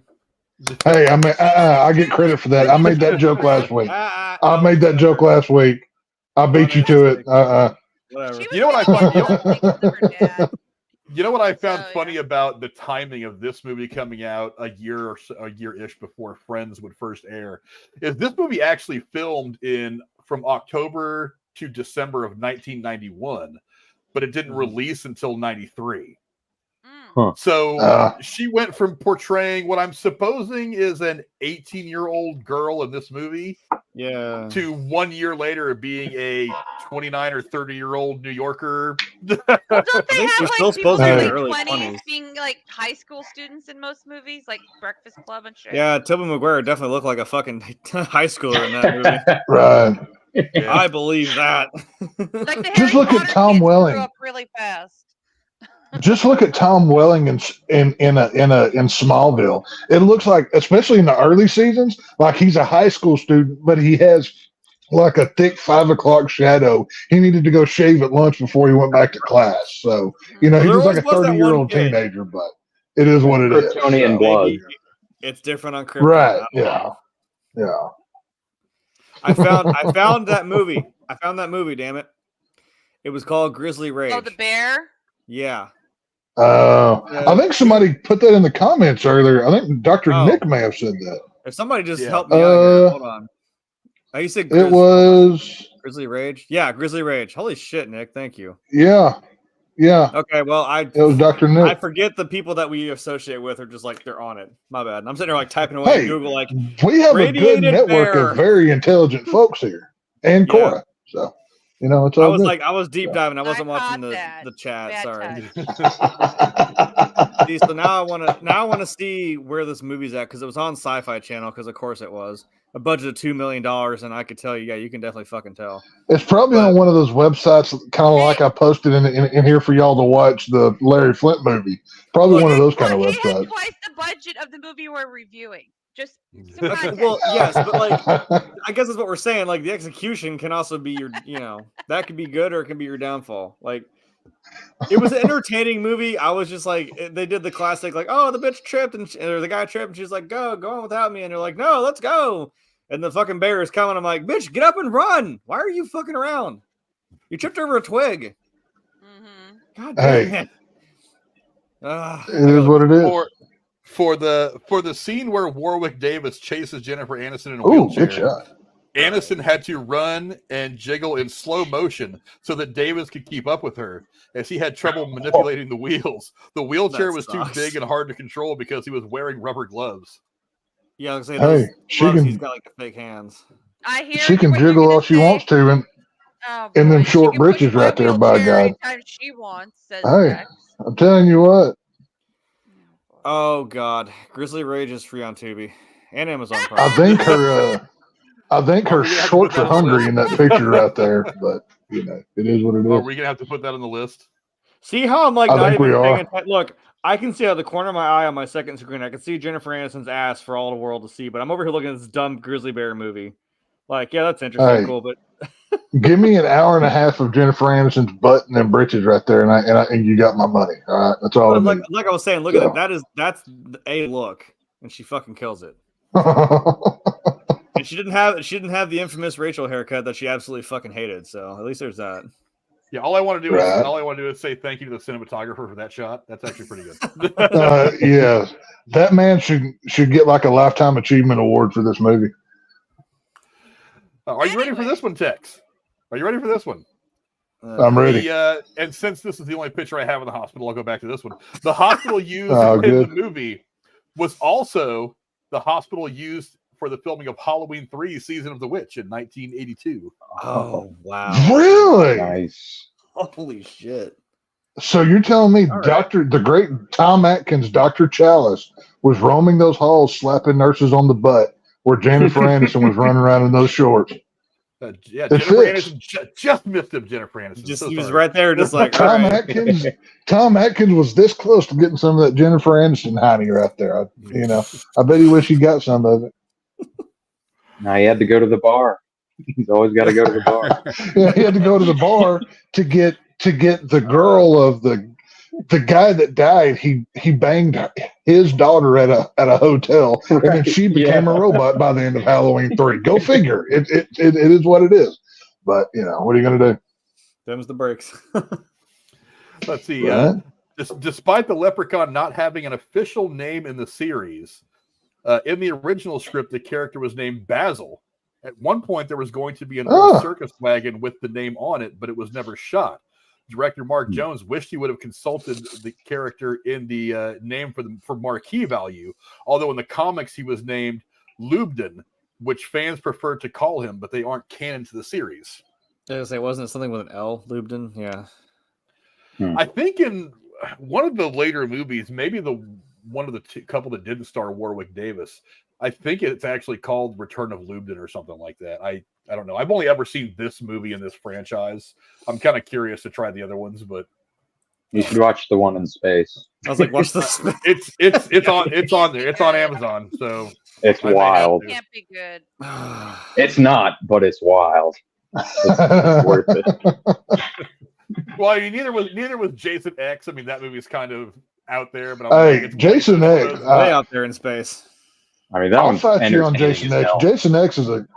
Jason X is a fun watch. I mean, from the freeze dry kill to where you've got the you've got the projector with the half naked girl saying, "We love premarital sex and drinking," and Jason tries to kill the 3D. Yeah, come on, that's fun watch. That's always been one of my favorite kills in all horror movies is when he steps them in the bag and he's just beating their bodies against the fucking tree. That's always one of my favorite horror movie kills of all time.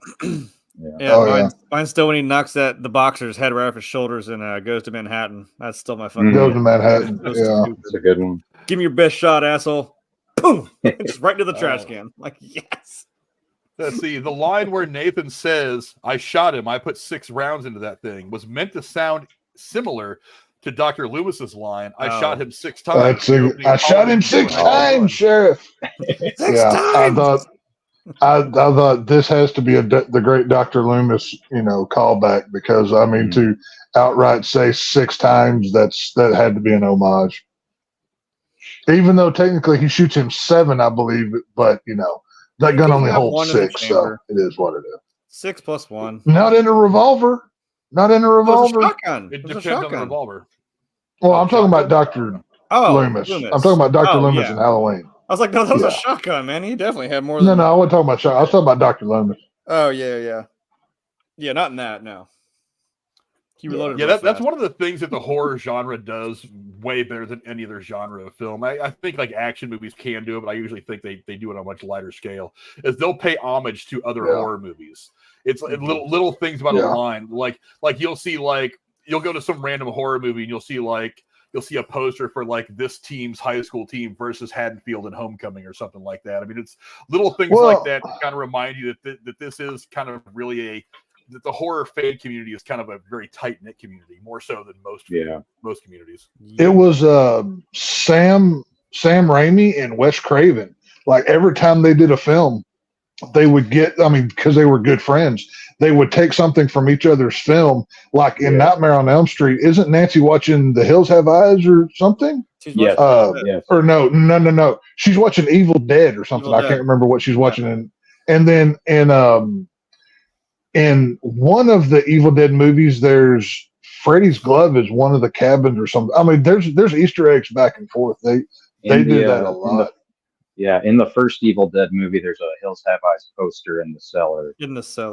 Which one of them had the Necronomicon? Was it Jason Goes to Hell? Yeah. I thought so. Yeah, I thought so. We're trying to set up that Freddy versus Jason versus Ash.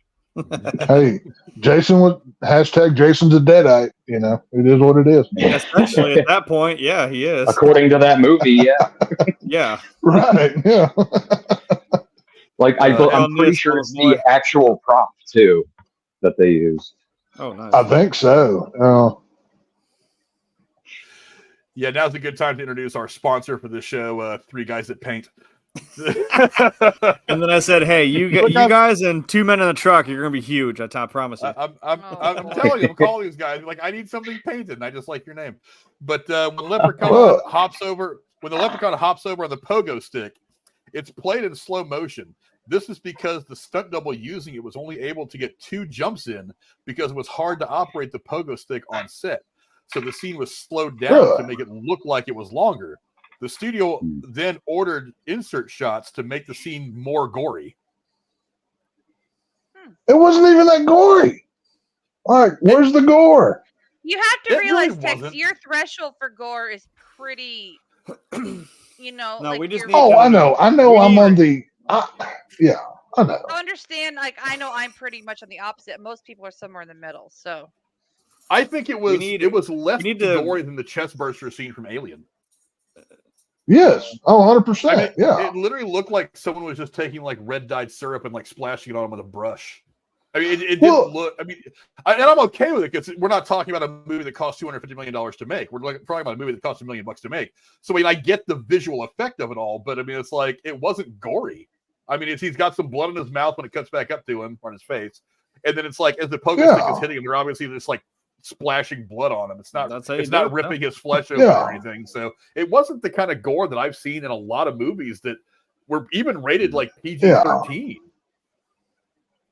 Well, while we're on the topic of the effects, the guy who did the effects for this movie, Gabriel Bartalos. I don't know if you had this down, Frank, but some of his other credits: Texas Chainsaw 2, Frankenhooker, and From Beyond. Frankenhooker. You're speaking my language now. I was trying to forget that we fucking reviewed that. Got any money? Want some company? Want a date? You want a date? I love Frankenhooker. God, I love that movie. Yeah, he did effects on. I don't know if any of y'all have ever seen From Beyond. It's a Stuart Gordon movie. Same guy who did Reanimator, and the effects in that are insane. And I guess he helped work on those. But yeah, nuts. Yeah, it wasn't a bad effect overall for the movie, but it's like that one scene. I mean, I think they probably at the last second were like, we need to shoot some stuff that adds some blood, and we don't really have time or a whole lot of budget to make it look good. So we're just gonna like have somebody standing over him and hitting him with the pogo stick, and the camera's gonna zoom in while somebody just kind of takes a handful of blood and just kind of like flings it at him to make it look like it's coming out from all over. Didn't they do that for? Oh, excuse me. Didn't they do that for Texas Chainsaw? Like when Leatherface is killing Franklin, and it was like the director and some other guy just spit on like both sides of him and just spit blood out of their mouth onto. Yeah, basically. I mean, again, you do what you gotta do. I guess it's just that simple. Well, you also have to remember for Chainsaw 74, they had like $5 for a special effects budget. That's why they're like whenever they hang Nancy or whoever on the meat hook in the house. She's got literal pantyhose tied under her clothes, and they just do a reverse shot, So. Well, yeah, they picked that outfit for her on purpose. That shirt had the open back. So they could, they put that on her so they could put her up on the hook. Yeah, I mean, that's how if your special effects budget is stuff we can buy for cheap at CVS after Halloween special, look, you kind of got to do what you have to. I was gonna say, look, you're talking to two people that work at a haunt. Trust me, I know. Right. You gotta do what you gotta do to make that shit work. So it's the simplest way is the easiest. Honestly. This is true. Yeah. I know Warwick Davis. I was saying Tex said, where's the gore? We need to remake that commercial, but instead of where's the beef, we need Tex being like, where's the gore? Oh yeah. Oh, I'm down. Old lady wig. Instead of the old lady, we'll put the old lady wig from Texas Chainsaw on his face and have him be like, "Where's the gore?" I was just to say, I can be wearing the old lady's face as a mask, like holding her skull, be like, "Where's the gore?" That'd be great. That'd be a great callback. I'm down.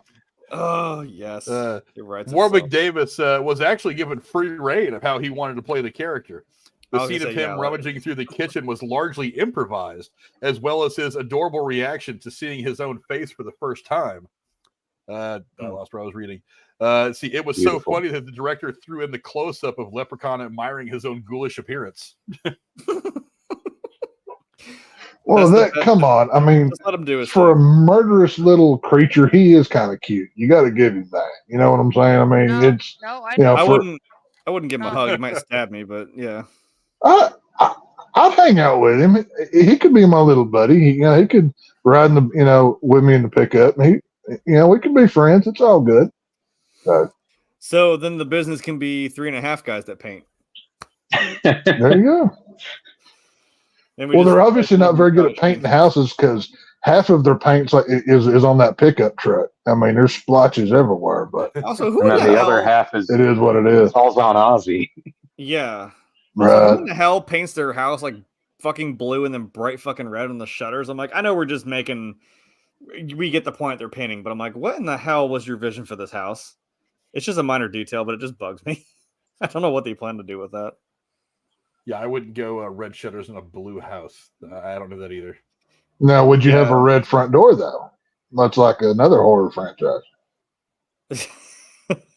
I mean, the red door is having a red door on a white house is a pretty common thing. There was outside of horror. My fucking mom. There was a Just sale going on. There must have been. There had to have been. I don't know. Just make sure that there's not. Just make sure that the hole in the door isn't big enough that Freddy can grab you and pull you through it, even though it's obviously like a plastic sex doll. You turn into like it looked like a blow-up doll. That's what I've always thought was funny. Yeah, it looked like a blow-up doll. It happens so fast. I was like, oh shit, whoa! But then you don't slow those movies down because you realize it was just like a little blow-up doll. Don't watch any 80s slasher in 4K because they look like crap. Because you can see every special effect. They do not hold up. Watch the older copies. You'll like them better. Watch them on a CRT also. Yeah. Watch them on a watch them on an old. Yeah. That's the problem. You need that grain, that VHS grain. Yeah. That's the problem I'm having with the PS2 games I bought today. I was like, yeah, it don't work on this TV. Jesus Christ, I can't see shit. It's too dark. That's good. Head to Goodwill, see if you can find something in the dumpster back there or something. I might have. That's like trying to play an old school Mega Man game on a new TV. It's like, no, doesn't work. The problem is that TV has those hookups. I'm just like, yeah, but I feel like I gotta play with some settings here because this is not bad. This is not good. Let's see. The coin shop that they went to in the movie was actually next to the cafe diner that was also in the film. Since then, these two businesses have merged, and the door to the coin shop is now the entrance to the diner. The Sagas Cafe is still standing to this day. It's over 130 years old and is said to be the oldest operating restaurant in Los Angeles County. Wow, that's cool. Wow. Any business lasting 100 I years like stuff like that. form is pretty mind-blowing. Yeah. I was actually kind of annoyed. Well, I'm sure. I know Texas does this. The diner. I know Texas does this, but does California have where they deem a building historical where it can't be torn down? Do they have a protection for those buildings? Maybe. Yeah, every state does. Actually, the range I didn't know. that I was talking about earlier, that's actually a Ventura. It's in Ventura County. It's actually a Ventura County historical landmark, so it can't be demolished or anything without. Okay. No building on there built before a certain date can be demolished without, or it was on there. It was on there when it was deemed a historic landmark or historic site. Can't be demolished without permission of the county. Okay, because I know around here you'll just be driving and you'll see a random sign that says historical site number, blah blah blah blah blah, and then it'll just point in that general direction or something, and just to let you know one's there. I don't know why you need a sign for it, but that's what they do. Let's see. The clover patch was actually planted on set and lit with green light to make it stand out. When it came to the 4-leaf clover, the crew had to glue an extra leaf onto it to make it 4-leaf clover. Oh, that sucks. Well, see, that's the one plot hole the biggest plot hole for me in this movie. So all you got to do to stop this guy is put a measly little 4-leaf clover on top of a box that he's in. But if you put that next to the box, literally inches from it, he's good to go. He can just poof, leave, gone. Could you put the same 4-leaf clover in the middle of the room where he's on the backside and he couldn't cross it? I mean, they kind of play fast and loose with the rules here. I need some more explanation. You know what I'm because we're saying? men. This is where my brain goes. We're men. We Right. require like schematics and complex algorithms Right. and diagrams to explain things. Where We're like, sitting there like for the fucking most Charlie part, Day the trying to big figure it out.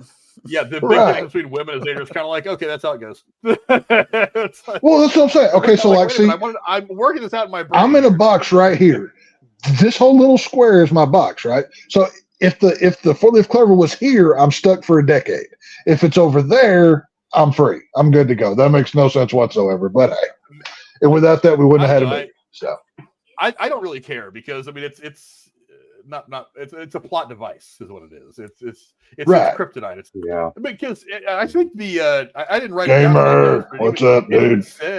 It even said that the director even said that he wanted to incorporate a four-leaf clover in there somewhere, and he even said, why not make it kind of this anti-leprechaun thing as opposed to something that's like a symbol of his power or whatever. So like the like gold a- is where he gets his right. power, but the four-leaf clover is something that can help defeat him, and that he wanted It's to like a work it crucifix into to a vampire. yeah, or like Jeremy said earlier, like kryptonite. It's his kryptonite. Yeah. So, Right. but I mean, yeah, I don't know either. I mean, maybe if he just stays far enough away from it, he could walk by it. I always thought that that's sitting on top of the crate. It's just like it somehow had some magical power. He could just push open the crate. I don't know. I'm trying not to think too much about it because then I end up finding all kinds of other problems with the movie, and I'm just like, I don't want to have problems with this movie. I just want to enjoy it. Yeah. Now, to stay on the four-leaf clover train, did you know that despite is rare, the true odds of finding a four-leaf clover is about 1 in 5,076, not the purported 1 in Really? 10,000 that people always says Hmm. was. Let's see. I don't reckon I've ever looked for a four-leaf clover. I have. I find them naturally. Collectors have found as many as 160,000 four-leaf clovers in their lifetime. I guess there are actually people that go out and hunt for four-leaf clovers. The world record for a person finding four-leaf clovers at one time in one outing is 166 by Katie Burkle in June of 2018. Wow. Really? I've always thought. Yeah, I did a little bit of reading about them while you guys were talking earlier. This is one of the things I do when you guys are on your squirrel moments. Is I'll try to pull up other things to talk about. So you do a lot of reading, basically. This is what you're telling us. So that's why I don't necessarily mind very often when So generally speaking, when she's off on a squirrel moment, when Cora's doing her thing. But let's see. Hello, it can happen. Clovers can have more than. It's not just me. You started this. Clovers can have more than 4 leaves. 5-leaf clovers are less commonly found naturally than 4-leaf clovers. However, they too have been successfully cultivated. Some 4-leaf clover collectors, particularly in Ireland, regard the 5-leaf clover, known as the rose clover, as a particular prize. The most leaves ever found on a single clover stem is 56. It was discovered by a Japanese man on May 10th of 2009. Wow. It's a hell of a stem. Yeah. How? Okay. I'm gonna need pictures of that. Right. They also don't know if a 4-leaf clover is caused from the genetics of the plant or something in the environment. I was gonna say, how does that Huh. occur? Yeah. So are we gonna have a squirrel moment about is it nurture versus nature on 4-leaf clovers here? No, because that's not the same thing. You don't even know what nature versus nurture means. Come on now. I don't, but I sound smart when I say stuff like that, so shut up, Cora. Okay, thank you. So, You use it in such Hey. the wrong context. You sound worse. Like if you say something fast and move on, you get the credit for sounding smart, then you're on to your next someone point. like me who highlights the error negates the profit made in that transaction. You're lucky I can't mute you. You're lucky. My goodness. The history of 4-leaf clovers is a good luck charm. It starts in a description from 1869 that says 4-leaf clovers were, quote, gathered at the nighttime during the full moon by sorceresses who mixed it with vervain and other ingredients, while young girls in search of a token of perfect happiness made quest of the plant by day. What is vervain? Vervain is another plant of some kind. I have no idea. Okay, there's some. In an 1877 letter to St. Nicholas Magazine, an 11-year-old girl wrote, quote, "Did the fairies ever whisper in your ear that a 4-leaf clover brought good luck to the finder?" And I'm guessing that's kind of where it started. Okay. Huh. See, a 4-leaf clover to me ain't lucky. Like, do y'all play the penny game to where if the head's up, you get the good luck. If not, you flip it over and leave it for somebody else? Yeah, I've always played time. that. To me, that's I mean, it's technically pennies, but I'll do it with any coin, whatever. But if it's heads up, it's mine. If not, you just pass on to the next person. But I've always done that. Mm-hmm. Yeah. So it also says here that for the meaning, some folk traditions assign a different attribute to each leaf of the clover. The leaves have been used by Christians to represent hope, faith, love, and luck. Others say the 4-leaf clovers grant the power to see fairies, or that they are related to St. Patrick's use of the shamrock to explain the Christian doctrine of the Holy Trinity to the Irish. Oh, they're Catholic. Really? So, look at that one. Well, I mean, Ireland. That's the predominant. Catholicism is the predominant. Yeah, but Yeah, Christianity and Catholicism are different. That's Catholicism was the church created by the Catholicism was the government approved church. They created all of that nonsense. That's where that comes from. But it's whatever. That's a version of the. well. I was gonna say, isn't that also the thing with like 4-H? Like it's the clover, and each one is a different. Yeah. Mm-hmm. Yeah. Yeah. Each one is a different. Agriculture is one of them. I forget the other 3. In a 2017 survey of approximately 7 million clovers in Central Europe, found the frequency to be about 5,000 to 1, with a 4-leaf clover for every 5,000 normally 3-leaf clovers, twice the commonly stated probability of 10,000 to 1. According to the survey, the frequency of a 5-leaf clover is 24,400 to 1, and the probability of a 6-leaf clover is 312,500 to 1. I wonder who sits around and makes up these numbers. Well, it depends on how many you find. I mean, there's your math right there. If you're studying this shit, like, I mean, they got a hell of a grant to start counting leaves on clovers. That's all I'm saying. Cora, I'm gonna since you like doing this, I'm gonna task you. Go find some 4-leaf clovers and get me some numbers. I live in the desert. We're gonna have a. What the fuck are you asking me? Well, you're gonna have to drive a little bit, okay? You're gonna have to drive a little bit. It's fine. It's not a big deal. So go find me a 4-leaf clover and tell me how long it takes. Thank you. I will say this: my great grandmother had a knack for finding them. She was said to have found maybe 500 to 1,000 of them in her lifetime, and I've found hundreds of them in books that my grandmother kept that I got when my grandmother died. So what you do, like flatten them out, kind of like you do a rose or something? Yeah.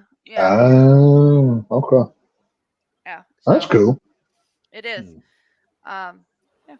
But no, I can't find any text. I'm in the fucking desert.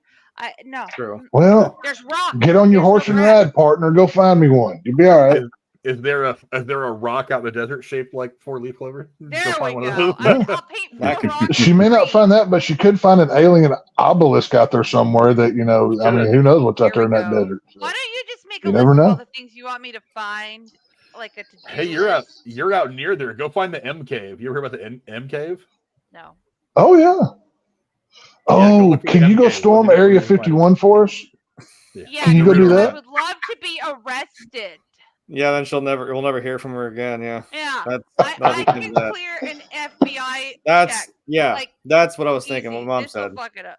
What the 4-H is. I didn't do 4-H. I did FFA, and my kid is in the FFA. Okay, very cool. So. Okay. Yeah, that's what I was trying to think of. Yeah.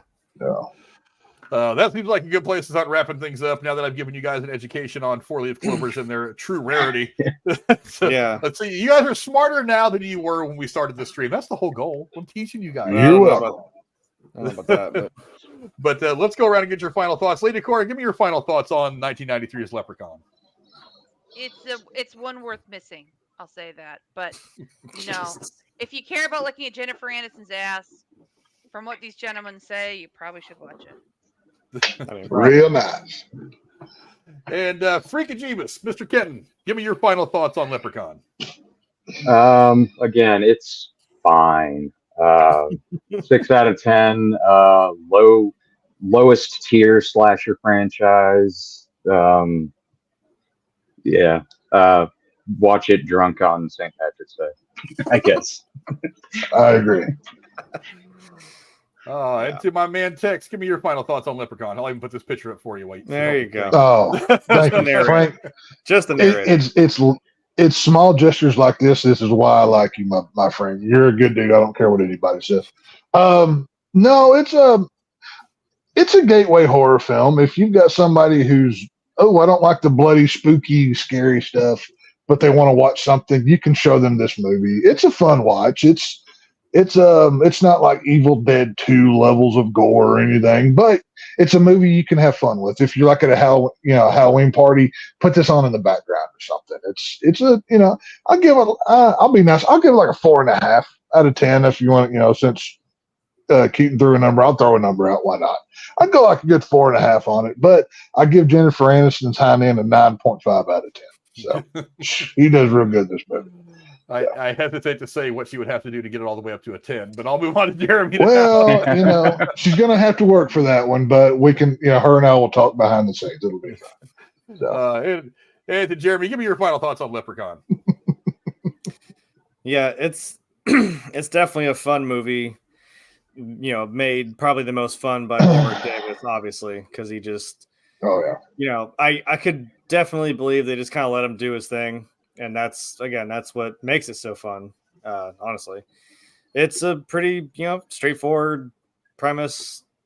I mean, I don't know if I'd really call it a horror movie. I mean, it's got some elements to it. I was going to mention, I think in terms of effects, and the scariest thing that was really there was his like face melty shit when he was going down into the well and he just kind of, Oh yeah. That was cool. That was very well done. That's probably really the scariest looking image in the movie. Yeah, but like I said, I think I'll even say like what Ken said, like it's fine. It's not like high art. It's not really, it's my comparison is that like Nightmare on Elm Street, where it's like, yeah, the first one is probably the one you should watch. And then if you want to, you can watch the other ones, but it just kind of delves into a really goofy, just kind of diminishing return. Yeah. So. MTV Freddy was not scary. He was one-liners. Yeah. So, I mean, it's even just, just like I said, Warwick Davis is what makes it fun. So, honestly, that's kind of the reason to watch it. That's worth it. And, yeah, go get drunk on St. Patrick's Day and watch it. Or, like I mentioned, I double feature Boondock Saints and Boondock Saints 2, so. And I think we should do those movies next on St. Patrick's Day. I maybe we'll talk about it because we were looking for the release date for part 3. I don't know when that's coming out. I don't think we're gonna get it in time back to back, but I don't think it's gonna come anytime soon. So it may not come out. We could just randomly get drunk and scream at each other for St. Patrick's Day because that's what they do over there, right? Well, that'd be fun. How is that different from any other day in Texas? Like, don't we do that every week? You guys just drink a lot of Schlitz, a lot of Lone Star beer, and then you walk around and scream at each other. How about them Cowboys? Hey, the Cowboys have won a Super Bowl more recently than your 49er losers. Just remember that there, sir. You guys won 2 they lost because of Taylor Swift. That wasn't even fair. We played in 3 of them since the last time. You guys were even in a Doesn't matter. Don't go. Hey, there we go. Y'all just got a worse draft pick. The 49ers went and lost the Super Bowl. All y'all did was get a worse draft pick than we do upcoming this season. So congratulations. There you go. Right. Good job. We'll meet you guys in the first round again next year anyway. It's all. But for me, it's like, look, is this one of the great franchises? No. Does it have a lot of potential? Sure, it does. But it's pretty clear, having only ever seen this movie around the time it first came out, and then again more recently, today as we were getting ready to do the review. From what I've heard, this franchise definitely peaks with this movie. That everything else is just kind of it's a steady downward. Peaked in high school. That was it. Go on. This one peaked in elementary school, and then it was just a steady decline.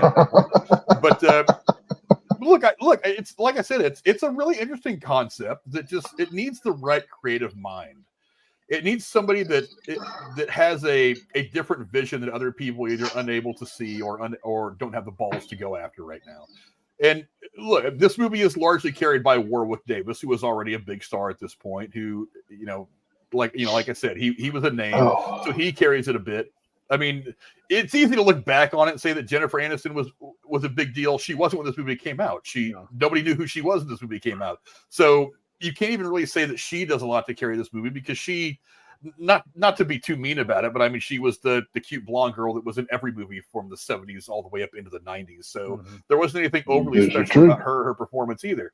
Not that she's bad or anything. It's just that she was the fodder, the girl that the evil thing was chasing. Look, like I said, it's got a lot of potential. I think this movie's fun. Just as a standalone film, just to watch it one time, to give it a go. It's fun. Yeah, I didn't watch this movie and feel like I wasted 2 hours of my life. I watched it and I was like, that's pretty good. This is something that if I'm bored one day and I'm like, I want to watch something that I don't watch all the time, but I know I'm still going to enjoy, I can put this movie on and watch it. I think I might try to check out a few of the other films in the franchise in the near future and see if this movie helps me kind of see those and want more. I don't think it's going to. I mean, like John Carpenter said, once you go to space, you're pretty much done for. you run out of horror. Are we going to have Monday Night Leprechaun starting next week? Is that what you're saying? Probably not. No. Probably not. I don't think this is up there with the Saw franchise. I mean, I've said before that the Saw franchise died for a while for me, but I still put the Saw franchise several levels up the ladder above the Leprechaun franchise, if I'm being honest. Jigsaw hasn't gone to space yet, though. Oh my God, Jigsaw in space. Oh, how long can you hold your breath in the cold space? I consider this some of those like horror light movies where people who want to dip their toe into the horror genre every now and again, but don't quite have the stomach to go after something like a Terrifier or a Saw or something Human Centipede, something that really goes past goes past the most people's limits. If they don't really want to challenge themselves with one of those harder core horror movies, it's something like this or something like the Killer Clown or something like that. One of these horror comedies that displays a little bit of the horror, but is still kind of cheesy and silly at the same time. You laugh more than you cringe, than you kind of cower away. This is kind of your thing if you're a light horror fan. This is probably a good movie for you. But that's our reviews on Leprechaun from 1993, the first ever time that we saw Jennifer Aniston on film. And Jeremy, thanks for coming to hang out. All you guys, Jeremy, I didn't even know it. I'm sorry. I was saying something. I was like, "What?" Well, it's a good thing because now we're getting ready to close it anyway. But I'll go to you first. The Dowager Countess Lady Cora, where can the folks at home find you? Nowhere. I'm allergic to the internet, but I want to say this real quick because I was trying to say it. I don't really watch horror, but Paris Hilton was trying to do press for some horror movie. She was in something about wax. House of Wax. And Jeremy's been missing a lot lately. And she was saying during an interview during the junket or something, she's like, "Hey, even if you like horror movies, if you hate me, go watch this movie. Get to watch me die." That's the whole reason I actually recommended that like 3 weeks ago. So, yeah. So it's that was awesome. Yeah. Yep. It happens so damn fast too. It just pops up, boom, right through her head. I'm like, whoa. Oh yeah. Nice. And the sheriff of the Lone Star State, my man Tex. Where can the folks at home find you, sir? Here every Tuesday and Thursday entertaining you fine folks. I know Valentine's Day is over, but there's 2 films you need to watch to kind of cap it off. Number 1, Valentine. Denise Richards kind of stars in it. It's got a bunch of girls, famous women that you've seen from other films. Cheesy knockoff slasher, not too spooky, not too scary. But the other one you need to watch is My Bloody Valentine 3D starring Jensen Ackles. This came out in like 2009 or 10, and it's a sequel to the original My Bloody Valentine, which you should also watch. But if they kind of recap that movie in the beginning of this one, if you don't want to watch 2 movies. My Bloody Valentine 3D, it just goes by My Bloody Valentine. It'll say 2009 after it, I believe. It's on. It's both of these are free on Tubi. Jensen Ackles, Danielle Panamaker. It's got a bunch of those people from like the CW TV shows kind of things. It's a lot of those level actors. but it's a fun watch. Some pretty good kills. It's got Tom Atkins in it, so you've got some Yes. horror royalty in it, and you get some pretty good nakedness going. So go check it out. A good one for me not to watch. Thank you for the warning. It's not like Tex is naked in it. You don't have to worry about it. That does make it I more don't think that's what we're appealing. worried about. Hey, if you ever want to see a naked woman in high heels throwing a gun at somebody, go watch that one. So you'll love it. Oh, I was like, or Planet Terror, her leg is the gun. Yes. Right. And to our special guest today, Freakajibus himself, our man Ken. Where can the folks at home find you, sir? I am at Freakajibus everywhere. Twitter, Reddit. I'll shout out my Letterboxd because that's where I post all my movie ratings as I watch them. Sometimes I'll review them too. But yeah, I'm on Letterboxd. So if What is you want to hear Letterboxd? me, To oh, people who don't know. It's It's a like website where you rank movies. yeah, it's basically a movie review site Gotcha. that I like a lot better than like say your IMDb's or American Werewolf in New stuff like Jersey that. puts his reviews up on Letterboxd as well. Okay. Yeah, so I'm over there. Yeah, every time I watch a movie, I'll immediately put my rating on there, and then sometimes I'll type out a review Oh, yeah. too. But yeah, there you go. And to my hetero life mate Jeremy, where can the folks at home find you, my friend? I'm going to make you a shirt that just says I'm a terrible creator. Let I'm me just going to guess. put your logo He'll on be it. playing Scarface on That's- his PS2. Yeah, it's sitting right over there. No, that's if we all at least want to contribute something to our merch for this channel, that'll be mine. It just says I'm a terrible content creator. That'll be my I contribution. wonder what mine will be. I don't know. Like, I'm see, going to think put you, about it. I'm going to put your rainbow flag that I use for the football field on there. God. I quit the channel. That's it. I'm done. I'm over. You know, well, I mean, Lies. I'm gonna call it out here because it's funny, and if you see it now you're never gonna unhear it. But Tex, you do end just about everything with like, "It is what it is. It's all good." Like that needs to be his thing. Yeah. You always say, Oh yeah. If you make That mine a actually works. squirrel, I Yeah. will kick Yeah, your ass. yeah. I have to have more quality than the squirrel. And I'm just going to put the whole this. this you have bad squirrel brought touch. to you by Cora on a shirt. So. "Well, she brought us bad touch because every time someone does something, she's like, stop, Hey, bad touch." it's all good. See, See? I'm sure. I'm sure all three of my fans will love my shirt that says "It is what it is" on it. Do you know it'll do you be know their great. names? So- Or are you just making up I three don't. that don't exist? I imagine it's three, but it's probably like 1.5, and I'm one of them, so it's fine. It's no big You know, I deal. can respect that. I can respect that. He's got an aunt somewhere that likes him, probably his kids, his woman. That's enough. As long as Right. somebody's out there wearing his face His on a dog, t-shirt, he's his going to be dog happy. probably likes him, and the rabbit the Charlie. bunny. Oh, I'm so gonna buy like 15 of them and make my kids wear them to school. That's gonna be great. Just a big picture of me on the front. It's gonna be hilarious. That's Yeah, not that's going a to lot be of embarrassing questions. at all for your children. They'll love As for that. me, you can find me here Tuesdays and Thursdays. I didn't even get to say what the fuck I do, and I'll hold the fuck on. Well, I will for you when I say No. You know what? Scarface on your Because you PS2. guys, every time you all do your shit, you get to me and it fucking rails so hard. And this time it went so far off the tracks. Frank just said, "Well, fuck it, I know where I'm at." I'm gonna mute out of respect. You know what's funny though is whenever I go to Jeremy, what pops into my head, it's like, and Cora will remember this, Tex probably will too, is Bodark's little sign-offs from Derailed. It's like everybody else would take like a minute to be like, "Hey, you can find me over here. Thanks a lot, guys. I See you have later." $100 And then Bodark would spend, Patreon and then he'd get tier to, and then he'd that get to has Bodark, so many and I love benefits. Bodark to death. I really do. thought But then he about would this, spend, and I spoke to my family about this, and yeah. and then he would spend 35 minutes about the story that he's trying to write and all the stuff he wants to do. And I'm like, good God, just get a minute. That's your max. It shouldn't be that long. Go You ahead, guys Jay. took up all my damn minutes. Like the fuck, your time has expired. Next, shit. I didn't want to do it now. Like I don't even want to fucking tell you what. No. I'll do it for you. You can find Jeremy on Twitch. You can find him on Twitter. He streams stuff sometimes. He does cool. You've already Lego started builds wrong. No. sometimes. And He always starts with, "I'm a terrible content creator." You missed the first part. trying to Actually- promote his shit. Wow. No, actually, you missed. I'm always here on Tuesday and Thursdays, and sometimes Mondays. Yeah, whatever the right. hell. Same bad And then times, I'm a same terrible bad channel. content creator. But I'm a terrible content creator, and I don't do shit. So At least I mentioned his Twitch Right. asshole. Bad touch. Can we kick her off the show? I mean, we've got the devil here to replace her. I think we've got a fitting substitute. You got So two can we devils. vote her off the island? Two Yeah. devils.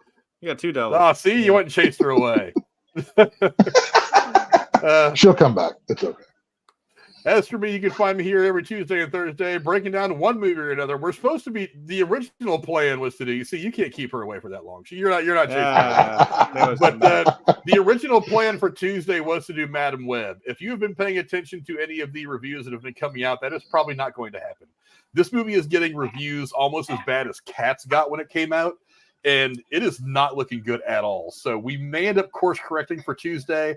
I will think of something. I'm going to go give Madam Web a look this weekend. But if it's as bad, I'm gonna go watch it. I have a submission idea. I watched What it you for got? the first time this last week, and it's on HBO Max. Magic Mike: The Last Dance. I'll leave that for you and Tex. Yeah. No, It's not bad. I gotta- Actually. I gotta wash my hair. I'm busy. Sorry. Why is it I have to? Just you know what? I thought you were gonna One say like time- he has to watch the first one first. He's not gonna get the lore if he doesn't watch all of the No. previous. You're not going to understand it if you don't watch the first two. Right. Right. I'm gonna pick one movie that y'all don't want to watch for 2024, and you're gonna Oh, I fucking dare watch you. it. We're gonna review it. Come on. I really don't care what we watch. I'm just We can. All One know what, movie there's- this year. There's some entertainment value to this. We could do a home and away. We could let Okay. Cora pick whatever schlocky romance movie right. she Okay, wants, I'm down. and then we get to make her watch like Human Centipede 3. oh no. Okay, I'll propose this. I was yanking Cora's chain extra on this one because she hadn't been here for a while. So if we let Cora pick Tuesday, whatever it is, we all have to watch it. I'll take the blame Not here. It's Tuesday. fine. I need more time to prepare. But this year, I'm What? picking one that we You got don't like have to 4 watch. days. You pick a movie, woman. My lord, it's not that hard. See, this is a problem with you I women. think she's trying to build What up are you for like that hungry one for? movie I don't that know. we're gonna do. Bad touch. Women are. Don't call me woman. I'm a fucking person. I'm gonna mute because he's making me mad. But this year, I would like to pick the one we review. Great being here. And Lovely to see you that's- all. and a typical thing for the show where it all goes straight to hell. Thanks to all my men. Yeah. As always, my co-host is so awesome. We will see you guys next time. Until then, adios. Jeremy's a great content creator. He's a great content creator. He just doesn't put it out there often enough. So you say I get so he's involved. great at I not get so putting out the involved in content. He's real good at that. It's I awesome. get so involved in the shit, like I forget to like take pictures or post anything, and I'm like, well, damn it, it's over. There it is. Right? Hey, just I don't- make sure you watch I don't him know why suck at I kept going Fortnite. back to this. You'll be good. Yeah.